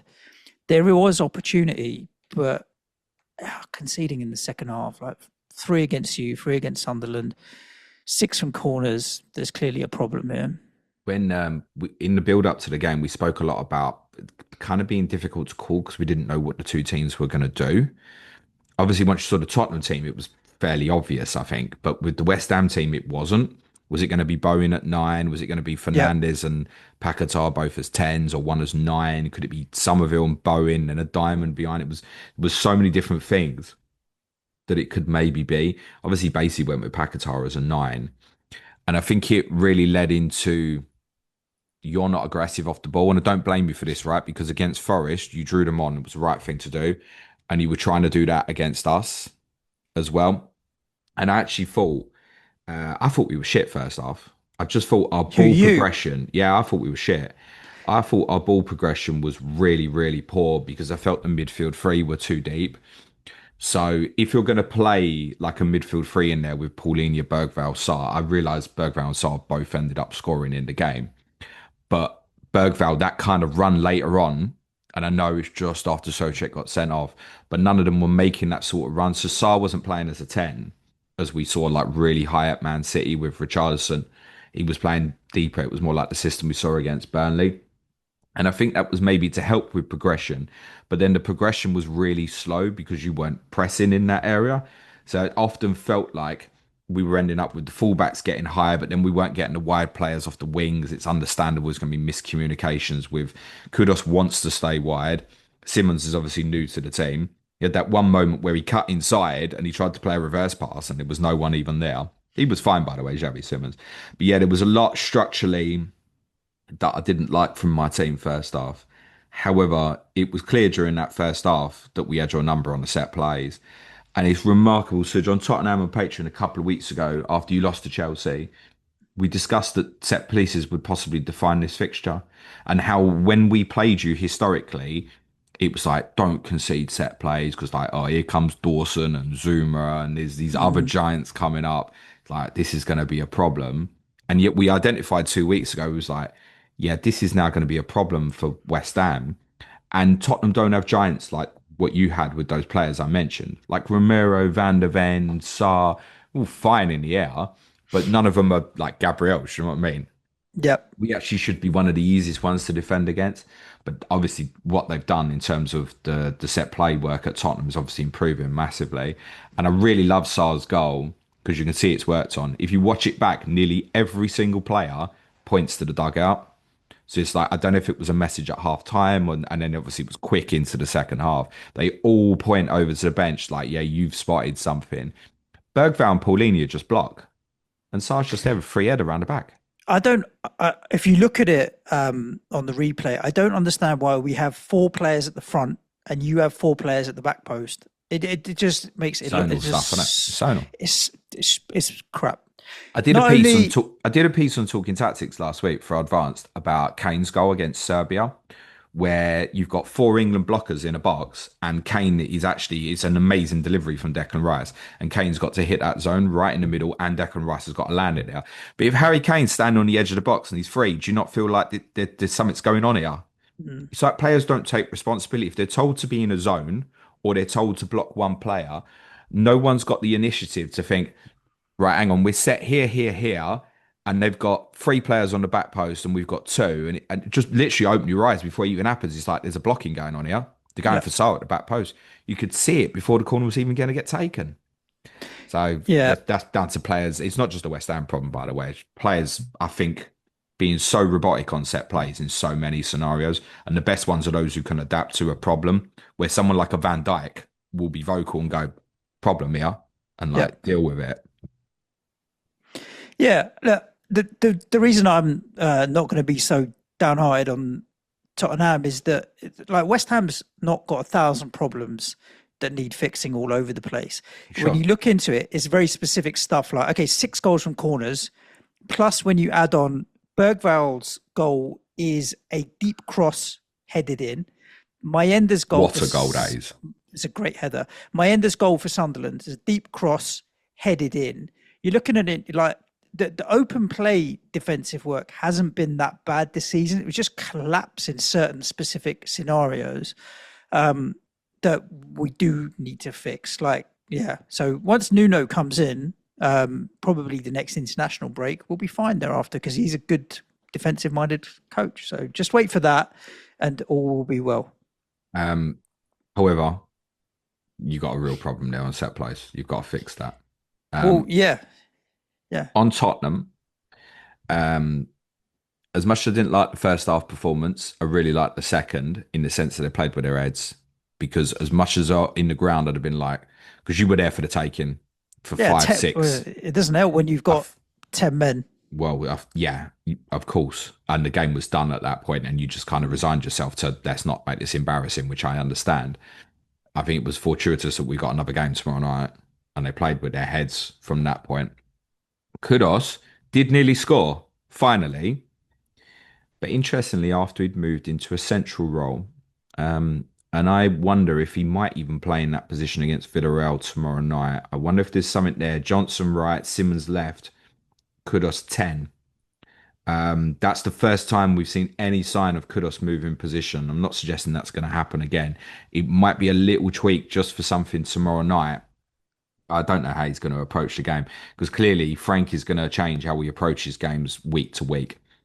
Simmons obviously played off the left, as said, didn't like the makeup of the 4-3-3 until we actually had runners from central areas in the second half, which again, it becomes easier once you're winning and stuff.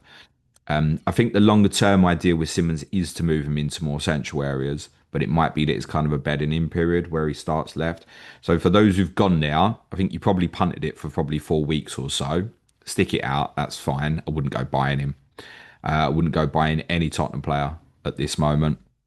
The defensive ones can be considered because Romero, Van der Ven clearly are going to be regular threats from set plays.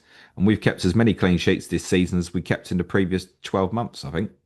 Yep. So, And you've had as many away wins this season as Ange had in the rest of 2025 as well, I I think. found the last time we started with back-to-back clean sheets away from home at the start of the season was 93-94.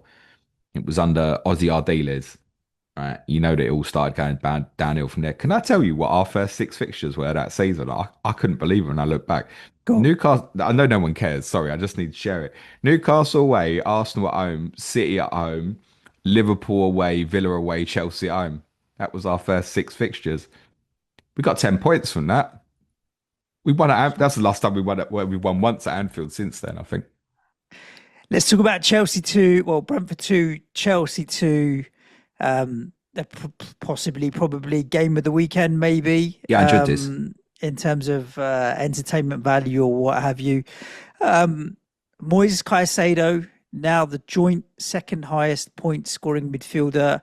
Not a single price rise from him so far, despite getting the 29 points. 2 goals already this season. It always makes me laugh where you look at him and you've got the second highest, and then the third highest joint is Zubamendi, who's had a price drop, and yet elsewhere you've got Semenyo, who's had like 5 price rises so far this season. Is quite incredible. Cole Palmer coming off the bench and does a goal, James, after how long? So is he back on the menu at 10.4? Anything from Chelsea that makes you want to jump back in? Yeah, loads actually. Casado is genuinely, legitimately right on radar for me now, actually, as I think my concern with him has really been because I've been clear since before the start of the season that he'll be the best for DEFCONs in terms of midfielders by distance. And he's going to hit it most weeks. So look, he's going to obviously get some bookings and stuff. So you're probably putting him at kind of a 4 point per game, kind of roughly, adding the clean sheets here and there, the odd attacking return obviously won't be a lot. And the more you think about it, it's like the problem was never investing Casado. It was like, is it going to block me the third Chelsea? And the weekend just reminded me what a headache in terms of getting the right defensive one. Like, who would have predicted that Chelsea back four at the weekend? Yep. So it's like, so when I want it most, which will be like Sunderland at home at 9 and then Wolves at home just afterwards and then the Burnley away game, how am I to guess what the back four is going to be? Like, it's a nightmare. He's going to be a pain in the rear.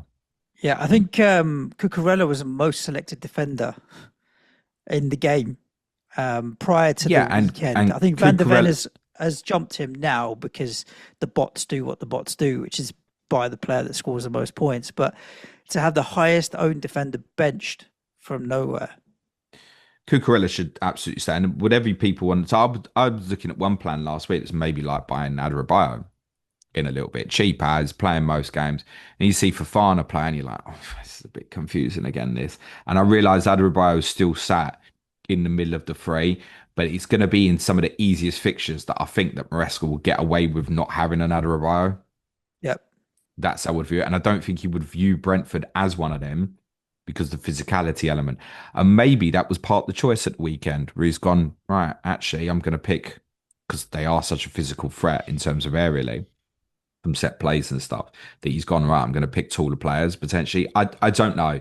They're always a difficulty in calling. But what I know is João Pedro's going to play most of the games. Palmer's going to play most of the games. And Moise Caicedo is definitely going to play most of the games.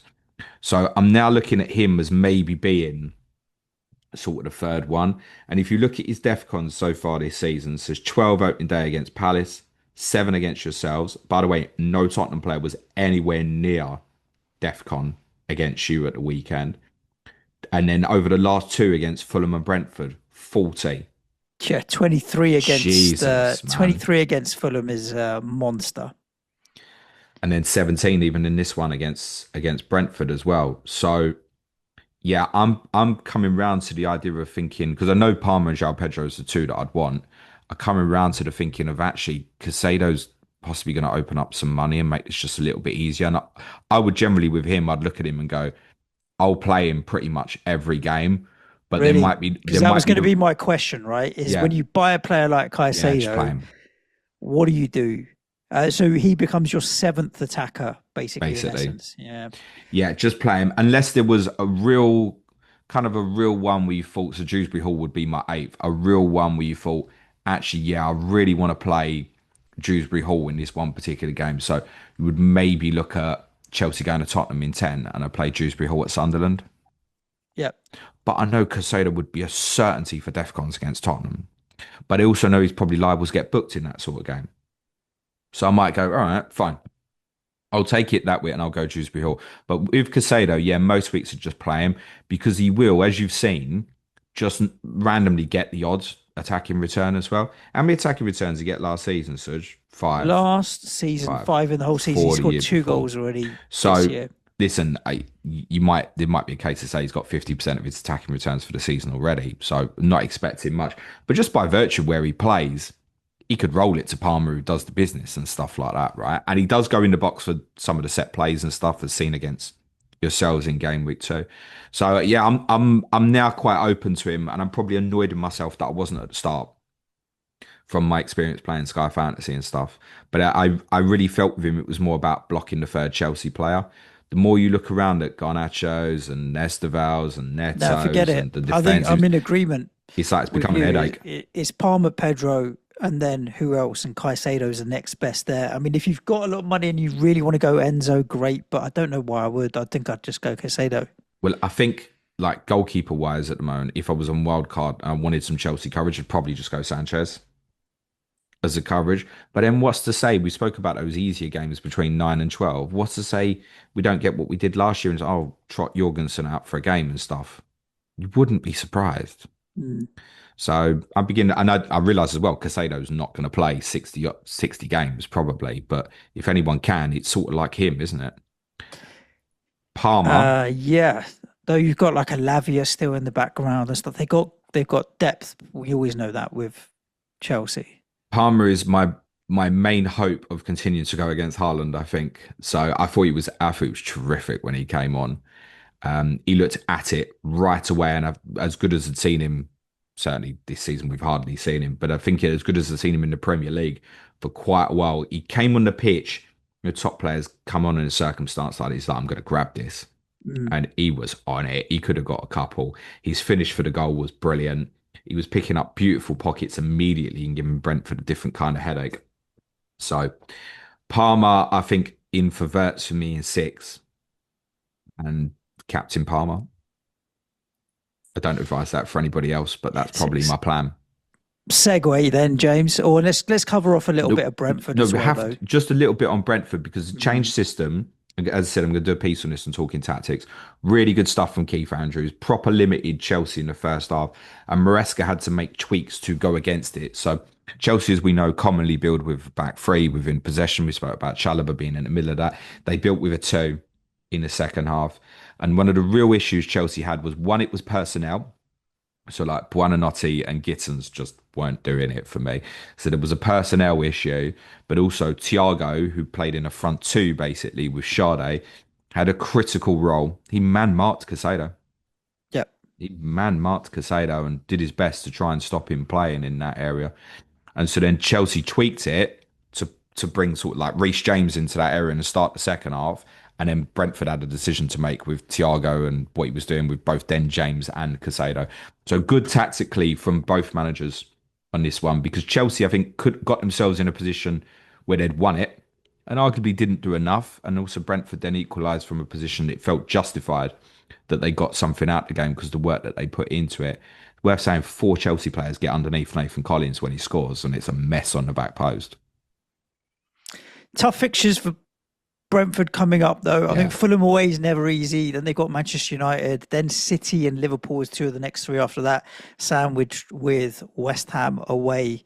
So yeah, and If then you're on, Palace and Newcastle after that. It's not an easy run that they've got no, coming up all the way through. no, it's not an investment point for them, I think. But if you're on your Kelleher's or Collins, Vandenberg, Thiago, even if you've gone Sade, it's all fine. I think with Utara, there will be a few people gone. They obviously didn't start.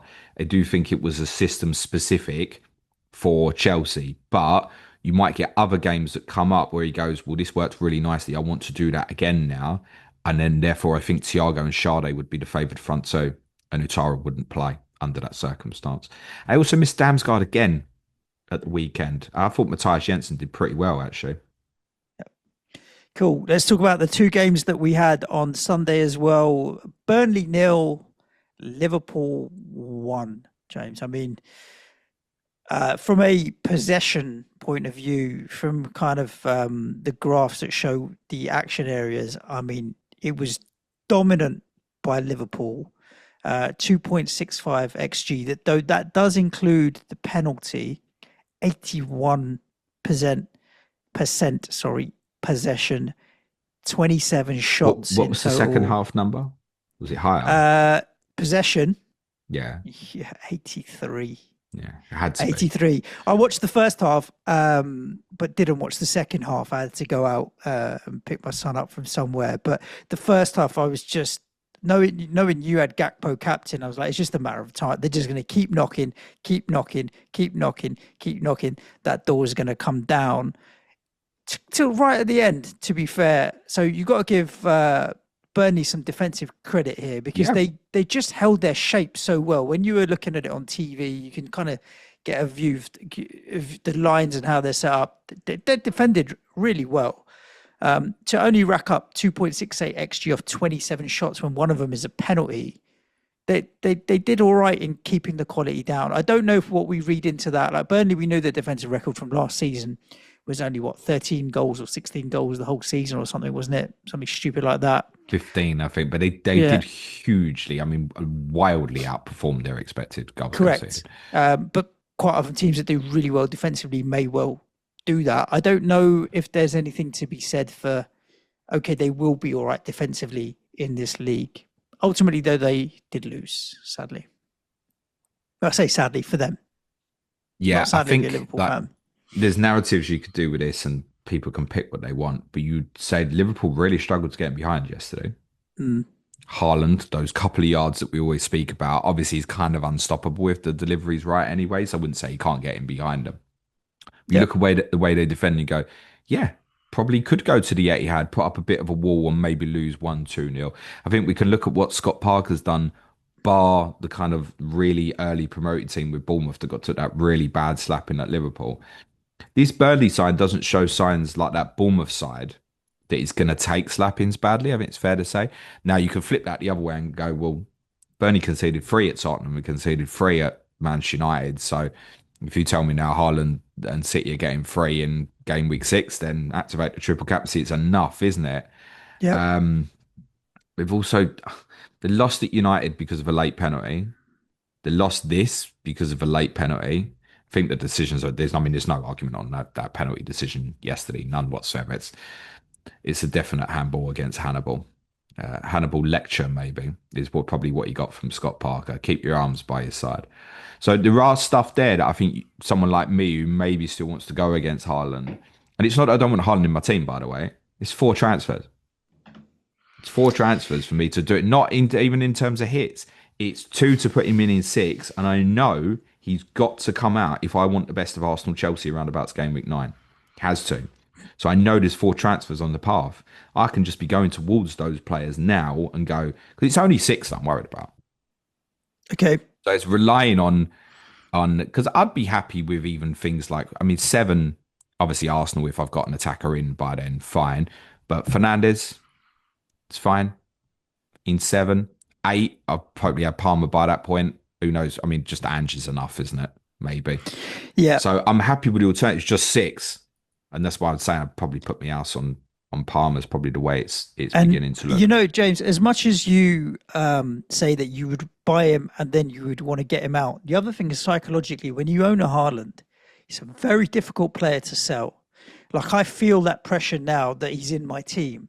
I think when the time comes, like, he'd have to go on a really shit run before I'm like, fine, I can sell Erling Haaland, because there's always that next fixture. We know what he's capable of. Once he's in, he's like a Salah. Okay, Burnley at home, right? And then a couple of games after that, he's got Everton at home, Bournemouth at home. There's some good home fixtures in there. If he still keeps chipping away and picking up goals and assists, he's a very hard player to sell. Are they good home fixtures? Yeah. At the end of the day, you'd expect them to win those home fixtures. They're not easy home fixtures. You'd expect them to win most home fixtures, yeah. It's not. They're not easy home fixtures. Everton are good defensively. Bournemouth are good. Bournemouth have done all right against them in the past, but you'd expect them to win those kind of fixtures. Then you've got Leeds at home further along the line. He's just the difficult one to pull that trigger on and sell unless he picks up an injury. Anyway, let's come back to City because we're going to end up doing it twice over otherwise. Yeah. Burnley played 5-4-1. So Josh Laurent, who to all my understanding was central midfield player, played right-sided centre-back, Cole Walker on the outside. They had no Larson or Son in the squad. So I don't know if it was kind of forced in by that decision and they didn't really have an alternative to maybe drop into the right-back position.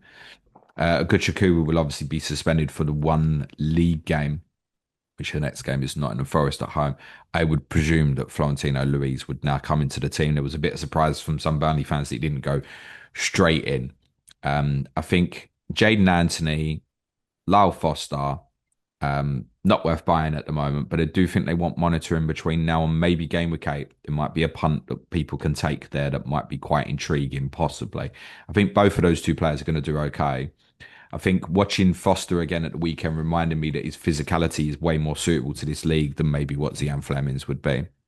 So I expect him probably to stay in the team. And I think Anthony holds the main threat, I think, for Burnley. He's a good player. He's a really good player. I think he is. I think he is a good player.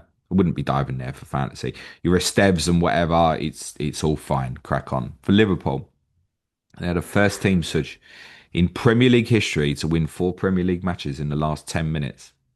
Quite remarkable. That's also fallen at the start of a season. All 4 games, yeah.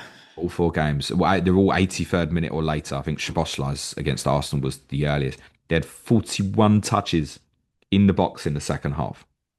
Wow. What's intriguing is, like you in the first half, it was like, yeah, they'll knock down this door eventually. It always happens. Eventually, as it goes later, you're like, maybe they won't.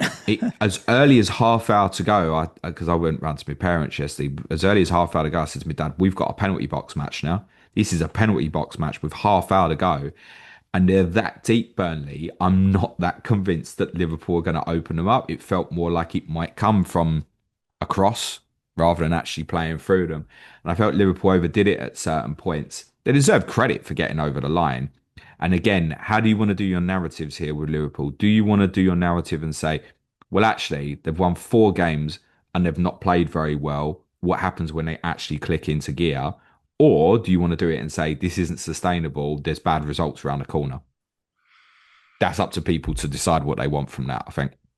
Yeah, well, if they win the league, no one will even remember at the start of the season what happened here. And Yeah, no one will even remember. I think the narrative actually, James, is we've won all of our games and we haven't even started our star striker who I thought he was going to start. You thought he was not going to No, start, but neither of us had on the bingo card that he wouldn't even be in the squad. agreed.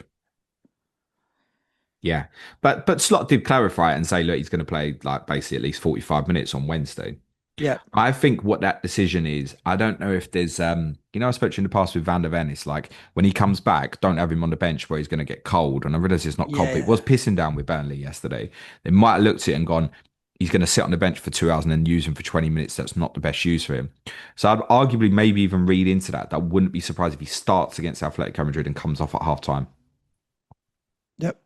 That's going to then cause quite a bit of a, whoa, he started against Atletico. Does he start against Everton? What? So particularly Probably because if he not. goes down the tunnel and sits in the dressing room, but they want to keep him warm because it might be cold. No, it's away at Atletico Madrid. No, it's at home, but I'm just saying, Oh, yeah, yeah, all I mean from that is for him recovering, and he is a player who's yeah, had yeah, injury issues in the yeah. past, as is, say, Van der Ven. I know it's obviously nothing alike players, but I suppose, in fact, they are quite tall and lanky, and they obviously have got good sprints in them, right? The best thing for Isak might be do the warm up with the team, 10 minutes, you play, 45 minutes, you come off at half time, move on. So you've programmed it just completely for him. And you know at that point at half time, right, Ekateke, second half. Or Gakpo, whoever they decide to do it and go, right, we're bringing another good player on. The crowd will understand. So when he goes off at half time, the crowd aren't going to think, oh, what's he taking him off for? I want to. They know, right? They've been Yeah. told you're getting 45 minutes probably on Wednesday. So they'll know if he starts, he's probably coming off at half time. That also causes a little bit of chaos for the opponent because they might plan for something and they might get something different in the second half, right? Um, I wouldn't be diving in. Whatever happens Wednesday night, I would not be diving into Isak for the game on Saturday. Slot's comments have pretty much suggested that to get him up to full speed, you're going to be the other side of this international break. And you're going to continue to see rotated minutes between now and then. So I'd probably pencil roundabouts they play Manchester United in game week 8. I wouldn't be considering between now and then, personally. And actually, if I'd bought him, I'd consider selling him. If people have made that decision, It's I a lot think of money to have tied up, I isn't it? think this is going to be painful over the next few weeks. Salah, quiet. It's been all season. It's been Yes, all season. yes. Very quiet. Very, very quiet. 2 goals and an assist in his first three, though. Yeah, like all in injury time. Ticking along at a run rate of 6 points a game. It's actually got no returns pre-90 so far. Listen, the game lasts however long it lasts, and we know historically that Mo can do bits that the longer the game goes on. I've seen it again yesterday. It's like, oh, Salah's done nothing. And I think, how many times did we go through this in second halves last year? It's like you think he's been shit, and then by the end of the game, he's got a hole. Yeah. Um, yeah, I never thought for a second he missed the penalty, but I have to say, from just general play, never looked like he was going to do anything in the game. Do you think there's a lot to be said now for the fact that Liverpool have more options, even though they always had a lot of options with your Diaz's or whoever was playing number 9, but Ekitike is clearly an upgrade on whoever has been 9 before. I think Gakpo's really stepped up on the left-hand side and has been playing really well. And now you've got Florian Wirtz in the middle, who we'll talk about in a second. But it's no longer the Mo Salah show always. They have got a lot of other really good star players are in and around it that maybe he's just not as important to the overall Liverpool attack, whereas it might have gone through him a lot more. Or is it something to do with the fact that he's missing Trent on the right hand side, who was a deliverer of a lot of his balls to run onto, or what have you? What do you think it's down to? I think there's less with look, with Trent going, the variety of passes he could receive has obviously gone gone down a notch. And probably the best one to find him from midfield area is probably Szoboszlai, who ironically has obviously been playing behind him till Connor Bradley came on yesterday. So I think finding him quicker is a bit more difficult at the moment. Um, but I also think this isn't necessarily just a new thing with Mo. Let's be honest, he's not really been at it for 6 months. Yeah, yeah, Maybe this is. My visualization for me, if I get to target 13 and wildcard, is that there'll definitely be three Liverpool in there. I don't think Mo Salah will be one of them. I can see Yeah, me I, going. I I agree. can see me going Haaland and Isak in 13 Yeah, as a yeah, setup. yeah, Um, But most important thing for Liverpool, no one's going to remember this at the end of the season. yeah. Like Yeah, none like of I'm us saying, they remember just win him. particularly that they lost to Nottingham Forest at home at the same stage last season, right? So Mm. that they've got the points on the board. I think it very much reads must do better. Also, real credit to Slot at the end of the game as well, in the sense of taking Kanate off and basically just playing Van Dijk at the back, because Yeah, Burnley were that camped. You fine, we'll just leave Van Dijk 1v1, an overload. And actually, Ungamoa again came on. It was brave, but he was more direct than Gakpo. he made Gakpo a had quite a obviously moved into a sanctuary. brave change in the first half as well, hooking Kirkhead early when he was on the yellow and thinking, all right, I need to Sensible, make a innit? move early. But again, he does seem to make good decisions. There's Arne Slot. I mean, that Kirk's dive was so bad. You argued he deserved just to get dragged off the Hooked for pitch for that. that anyway. Well done. I think Mike Oliver was the referee for booking him. Like, thank you. Rapid. Rather than just letting players no consequence. And the consequence here happened for Kirk is that manager's gone. You could be a bit erratic in the tackle. We're in complete control here. If you get sent off, you're potentially going to piss this up the wall for us. Spot on from Slot to take him off, in my opinion. And have the little chat and just explain that I'm not going to take the risk with you, mate. Yeah, There'll be you're clearly still first choice, but why put yourself in that position? How many times have you seen managers let a player go through like a scenario like they're going to walk the tightrope here? And let's be honest, he's not star player, and you're playing one of the weakest teams in the league. Yeah, don't run the risk. Take him off. Foot spot on from Slot. yep. Cool. Let's just wrap up by talking about the Manchester Derby, James. Manchester City 3, Manchester United nil. Let's do the City bit first because we're part doing it. And I kind of want to reiterate that in terms of, yeah, Haaland's very much in my plan. It's just trying to escape game week 6. Most people are not going to do that. You have to know that the wave of transfers from Salah to Haaland, for those who are on that route in 6, I would be very surprised if many didn't just do it. I think it's going to be a monster wave, and I think it's going to be a serious number of triple captaincies in that week. And I'm not going to give. I've given some reasons about picking their narrative, but I'm not going to give many people many reasons not to just do it. And that, for me, almost makes it justifiable to go there as well, right? You know, with the triple Yeah. captaincies going in Yep. there, if I think that's the best choice, then there's more justification of using those transfers on him. Yep. Yep. I don't advise anybody else to go against him. And I have to say as well, the galling thing a little bit yesterday is I thought he looked great. So it's times in the past you'll be like, Well, he oh, could have had the other goal as well where he hit the post. it was remarkable. If you see it Monster. back from the original camera angle, if you watch it back, watch the people. Don't watch the miss because you get drawn to do. Watch people behind the goal. There's loads of people that have turned round and are celebrating with their mates and are Yeah. still celebrating while the game's going on. Just assumed that he scored, Scored. and then get the shock of their life as they realise no, the game's still going on. So yeah, he could have had more yesterday. His XG, Serge, in comparison to other players in the league, is extraordinary in terms of open play XJ. It's he's not had a penalty yet this season either, has he? I don't think. No. I think I've got that right. Yeah, he's basically like 3 times any other player for XG. Ismail Assar is the second for open play XG in the league this season, who obviously didn't play at the weekend. Haaland is like 3 times that, basically. I'm looking at his stats right here. Where is his open play actually 1.5 so far this season? No, he's more than that. So No, sorry. That's Haaland's per, on about not per 5 XG, sorry, something. that's per 90 is 1.5. He's on 5 Per point 90. he's on 5.7 total. 4 goals from 5.7 XG. He's racked up nearly, it was 2 against Wolves, 1.4 against Brighton, 1.8 against Manchester United. It was only your boys, James, who kept him below 1. And he was below half in that, yeah. But that's 5.7. important. What do we reference from that? Is there anything to take from the Tottenham game for other games? Because in terms of setup defensive, those 3 fixtures I think that really stand out for Haaland is obviously not Arsenal this week, Burnley, Brentford, Everton. My opinion is that they will all defend similar to Tottenham, even though very different teams. Do you take Mm, anything from that? No, you take away the 1.5 XG per 90. He's just too frightening, mate. yeah, I think No pens in that. body language, fitness. Yeah, let's not forget what he did last week. I know against not great opposition. When he's on a roll, he's on a roll. You don't want to be fighting it. Yeah, I just thought he looked great. Even like he's obviously, I mean, it's not just the XA. I mean, quite how he's got an XA of 0.01 yesterday on the FPL's website. I'm sorry, that's wrong. He put Rangers through 1-1. Yep, You're telling me that was a 0.01 chance? It's 1-1 Rangers. yep. So that should be higher as well.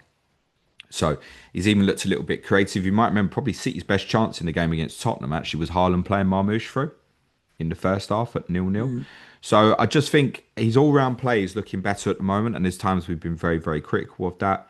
Yeah, the sensible advice to people is that you go and get that done, but not this week. If you're not there, you let it go. I think yep. don't go into Arsenal. You know that's going to be a battle. You know what I'm hoping this week, don't you? Haaland. I hope he scores the winner in the 90th and gets sent off in the 91st. Yeah, I think that's quite wishful thinking, James. Quite wishful thinking. But Uh, he's gonna score and he's gonna throw a shirt at Gabriel and he'll say get sent off. That's about the only way I'm going to escape this. Yeah, he looks absolutely on it. And of course, the thing with him is as well, he absorbs so much of the City return. There's no one else in that City attacking line you can really kind of throw your hat on. I mean, Foden looked good yesterday and scored a really good goal. And I thought Jeremy Doku played really well. And actually, O'Reilly, Foden, and Doku will do amazing work for Haaland on his first goal. It's nice to see Doku actually a slide rule assist, an actual pass for Haaland, and then that over the yards with Haaland. You know he's going to be on side because he knows he'll do you. We literally spoke about it this time 2 weeks ago. How he just eats you up over those small yards. You're dead. I don't know how you stop it. If you when you go and press in those first it wins, if you don't win it there, once the pass has been out to be made, you just pray. You pray you're that the done. pass is bad or your goalkeeper comes out and saves you Yep. because just at that pace is unstoppable. You could say with a Burnley, right, defend the penalty area. If you don't win those bits in the midfield and you think you are, and then people are facing their own goal, it doesn't matter. That even if it's just a 5 yards, Holland will do you. Yep. I think he looks great. I'm normally quite critical of him. I tell you what, I did think though, Suj, watching the game was I thought City pressed really well in midfield yesterday. I've been very critical of them in for a long time in terms of their press. I think that makeup, we literally spoke about this last week about my opinion was that was the best three for them in midfield was Rodri behind Reinders and Foden. He's got the energy in the legs. If you've got Foden fit that can manipulate it a little bit. But it had me wondering more about how the game actually finished once City were in front and they obviously took their foot off the pedal. But maybe the best solution for City is just not to press at all. Maybe that's their best way round the pressing issues is on occasion not to do it. Now I know United ended up having quite a bit of territory and a few chances, but the game was won. And I wonder how City might approach the game at Arsenal next week because the best thing they can do is draw Arsenal onto them. Arsenal have obviously got so much quality that they could get hurt. But I think if City go to the Emirates and try and press, which I imagine that's what Guardiola will want to do, can't see them getting anything. Yeah, interesting. It's going to be a really interesting tactical kind of game.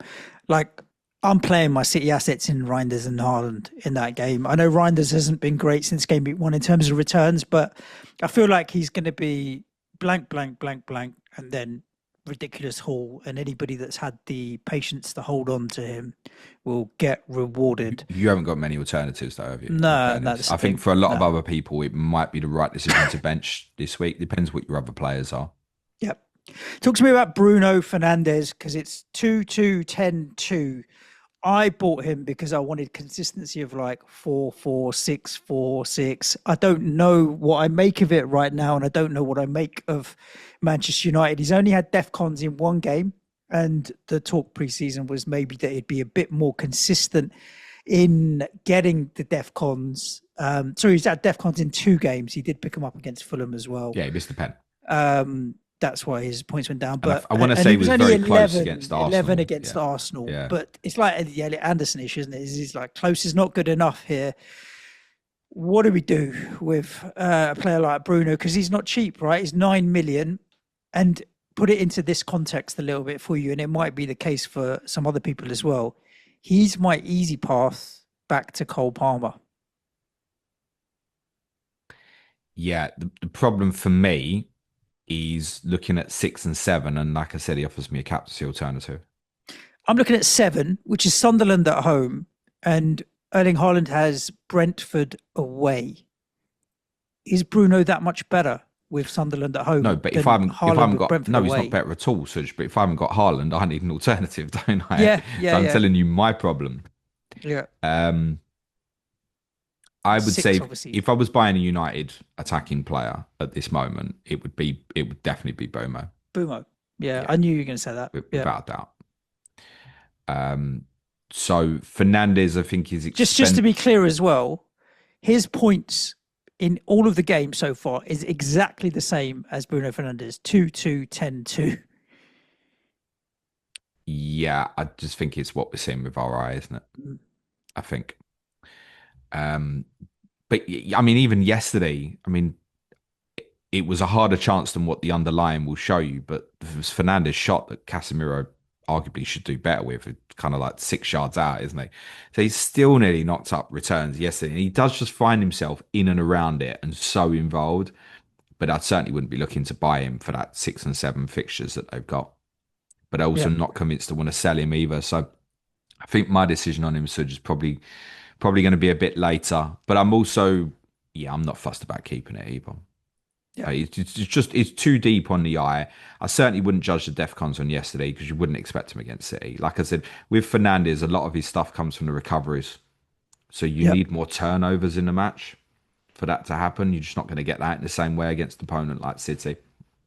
Whereas Arsenal, they actually penned in quite a lot. If you think about it and remember, they played right in the first game. So it became a bit more yo-yo-y. That's more suitable to Fernandez and DEFCONs. Yeah, I wouldn't be, and I definitely wouldn't be getting any defensive, I can tell you that. What City did well on the first goal is they overload the half spaces, and then Doku does extraordinarily well. But they've overloaded in that area with Doku and Reinders anyway, and it pins. There's been quite a bit of analysis from a few people who had done this yesterday about how the centre backs need to be more aggressive. Well, they couldn't. Shaw couldn't be because he's got Doku and Reinders. He doesn't know which he's pinned in, and then City play through that. And now that's been highlighted, I think everybody's going to be trying to do that to United. And it's just Yep. it's a breakdown in a problem with the system that we know doesn't have a huge amount of flexibility in it. Um, there was I spoke to you last week and said there will be big narratives about one of the managers after this game. We do not need to speak about Pep today, but I also don't think that United should overanalyze the fact that whether they like it or not, they got well beat by a team that's much better than them. And that's despite my own criticisms of Manchester City. City were always going to be well up for that game yesterday. United's most important games coming up are the Brentford and the Sunderland games. Because I would imagine they'll get beat by Chelsea next weekend. And I'd imagine they'll get beat at Liverpool in 8. So if they don't do well in the Brentford Sunderland games, he's 31 points from 31. Yeah. That's not good. But you're all we try out this sort of statistic, and it's always slightly different. We always try out this sort of slight statistic every time they lose a game, and it's going to keep happening. It's up to them. It's only them at the top make the decision to stick with him. But there's definitely, and it's not all United fans at all. There's definitely a turn that's happening. It's like I've had enough of this now. Yeah, I think that, do you know, he didn't seem defeatist in his interview after the game. Didn't he? No, I think he talked about the problems they had, but I don't think he was completely like this is a disaster and it's a problem to fix. He talked about the problems in a positive way, that he had the mentality and mindset to try and fix them. Whether or not that means he can, that is not one and the same thing, because it might still be a challenge for him to do it. But I think there comes a point where it's like, you know what? You're a nice guy and you're trying your hardest, but it's just not the right fit. That's where I feel like we may end up with West Ham and Graham Potter, where it's like, do you know what? You're not an arsehole. You're not like a Jose, for example, that completely alienates the fan base. You've tried your best, but this is just not the right fit. Let's shake hands and walk away. I think there is definitely clubs and systems and scenarios where Amarim will do really well. This just doesn't feel like it's going to be the one. And there's probably not been enough progress over those 31 games to say that it's actually moving in a direction quick enough that will get better. But I don't fault him for effort or caring or trying and he's not dislikable, put it that way. No, I quite like him. But I just think it's not the right fit sometimes, and that's what happens with managers. I think United should do these next 3 games: Chelsea, Brentford, Sunderland, and then if it's bad, well, that ties in nicely with the next international break. exactly that. Yeah, yeah. Cool, James. That's a wrap on the games that we've had. We've already been through the content for the rest of the week. So should we wrap this episode with a couple of questions? sure.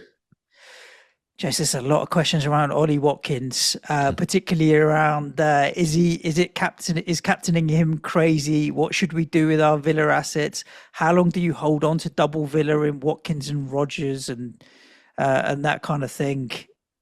It's just not possible to sell him this week, is it? Okay, who is all things left out? Let's simplify that. Who's the best captain this week, first and foremost? The best captain this week. It's clear to me. Most no. Yeah, Salah. It's Salah. Salah. Salah. Yeah. Yeah, I'm going to say, Salah. It's Salah. Right, if you've got Salah this week, it's not an overfault, right? Right, if you're on the Haaland path and you haven't got Salah, who is it? Haaland. No, it's not Haaland. What am I talking about? Not against Arsenal. No. If it was at home to Arsenal, we'll say, okay. Away at the Emirates, no. Semenyo, Palmer, away at what we've just seen from Manchester United conceding 3, maybe Palmer if you've got him. With Palmer, João Pedro, there's an element of risk from Wednesday night away to Bayern to then Saturday night away to United that makes me a bit nervous. Semenyo, or pick another Liverpool player, maybe Gakpo. It's not clear cut, James. Chris Wood at Burnley. For a Forest side that haven't scored, like they didn't score at all in pre-season. We all got gassed up when they scored 3 on the opening day of the season, and then what? Kevin. Imagine just like 2% Kevin against Brentford. For the 0.2% of people that own him. I think Mateta is. If you own Mateta, I think, and you're in a bad spot for captaincy this week, I think that's a great shot. Yeah, I still come back to Semenyo. I think will be an interesting one just because obviously Newcastle have got the midweek game as well. The way I'd look at it is with what I've got. So as I said, for me, it's probably Gakpo, Watkins, or Semenyo. It's probably my choices. I think I'd go Mateta over all 3 of them this week. I think. Yeah. But I don't know which one of the other 3 I'm going to go for, and it might be dependent on Villa tomorrow night at Brentford. Very importantly, Newcastle Thursday night. So I'm not going to make my captaincy decision till at least Friday. Friday, yeah, agreed. In fact, it will be Friday because I won't be waking up Saturday morning going, which one? I'll know on Friday which one I'm doing. Yeah. FPL Luck, James, wants to know, we talked about this at the start of the season, but he says it's a tiny sample size, but we've had 32 clean sheets in 4 game weeks. Does there tend to be a higher percentage of clean sheets early season? Have you seen anything to suggest this trend will continue, or is it just an anomaly of the first 4 game weeks? 2 weeks ago on our Q&A, I think 2 weeks, was it even last week? Since last game week anyway, game week 3, we did a patron Q&A and we called it like something along the lines of it's easier to stop than hurt. And I really think the tactical quality of managers in our league is elite across the board, generally speaking. And I do think so much work is going into both how to stop and how to hurt. But I think the how to hurt bit is harder than the how to stop and say, right, this is the player's strength. Right, do this. So if you look at that City goal yesterday, the first one, where you've got that overload of Reinders and Doku have ended up both in a half space, right? I promise you that's highly likely planned. And that's an exploiting a weakness in an opponent. That is so difficult to do. Imagine a Doku Rangers, yeah, at some point just end up in a half space, right? You need everything to fall into a certain pattern, and you also need the defense not to be able to stop it, stop the pass into that area, or stop Shaw being able to come and press. And you've got all Manchester United's right sided defense will come across one, and then it doesn't happen, and things like that. It's so much easier if you stop well. It's much easier. Look at Palace and Fulham as examples. We already mentioned in this podcast, right? Palace are so difficult to beat. But then if you put that onus the other way round and say, right, show me what you've got, it's maybe a bit more difficult. But then the reason I'd reference, say, I think Pateta's still a great shout this week is because I wouldn't trust West Ham to be able to put up the defensive performance that would stop Palace. Yeah. Yeah, I mean, definitely not from set pieces anyway. We've talked about Salah. We've done Salah to death a little bit in terms of his performance so far this season. Daniel, he says he's got 5.4 million for a midfielder as a fifth midfielder. And he's got two options. One is Lucas Bergvall, and the other is Harvey Elliott. Which would you pick? I could see that question coming a mile off. Yeah, Bergvall is not going to be regular for minutes. No, he does look big though. Like he's not a skinny little boy anymore. I do feel like physically he's a little bit. He's filling out. Yeah, he's got huge. He's got huge potential. That Tottenham have got in the midfield area. You've got Bentancur, Sarr, Bergvall. Paulinho, obviously, Gray can play in that area, not short of numbers. Simmons, we think, could become the 10. And I think that's the plan moving forward, not in the short term, maybe, but in the longer term. I've even said I think there's a chance that we may see a movement of Mohamed Kudus's position specifically for the game tomorrow night.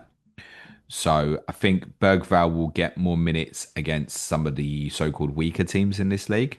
I said that I didn't like the makeup of the team in either of the two home games that Tottenham have played so far, basically. But he's not going to start regularly. Harvey Elliott is got to get in that Villa team quite quickly, and I suspect he may get some decent minutes tomorrow night at Brentford in the Cup, and he probably starts at Sunderland on Sunday. So Elliott would be the one, but it feels ugly buying a Villa player at this point. I totally get that. Cool. Let's finish the show, James, with Andrew Sands, who says, do you see Gareth Southgate back in club management this season? Let's wrap by let me rephrase that as what Manchester United in 3 weeks.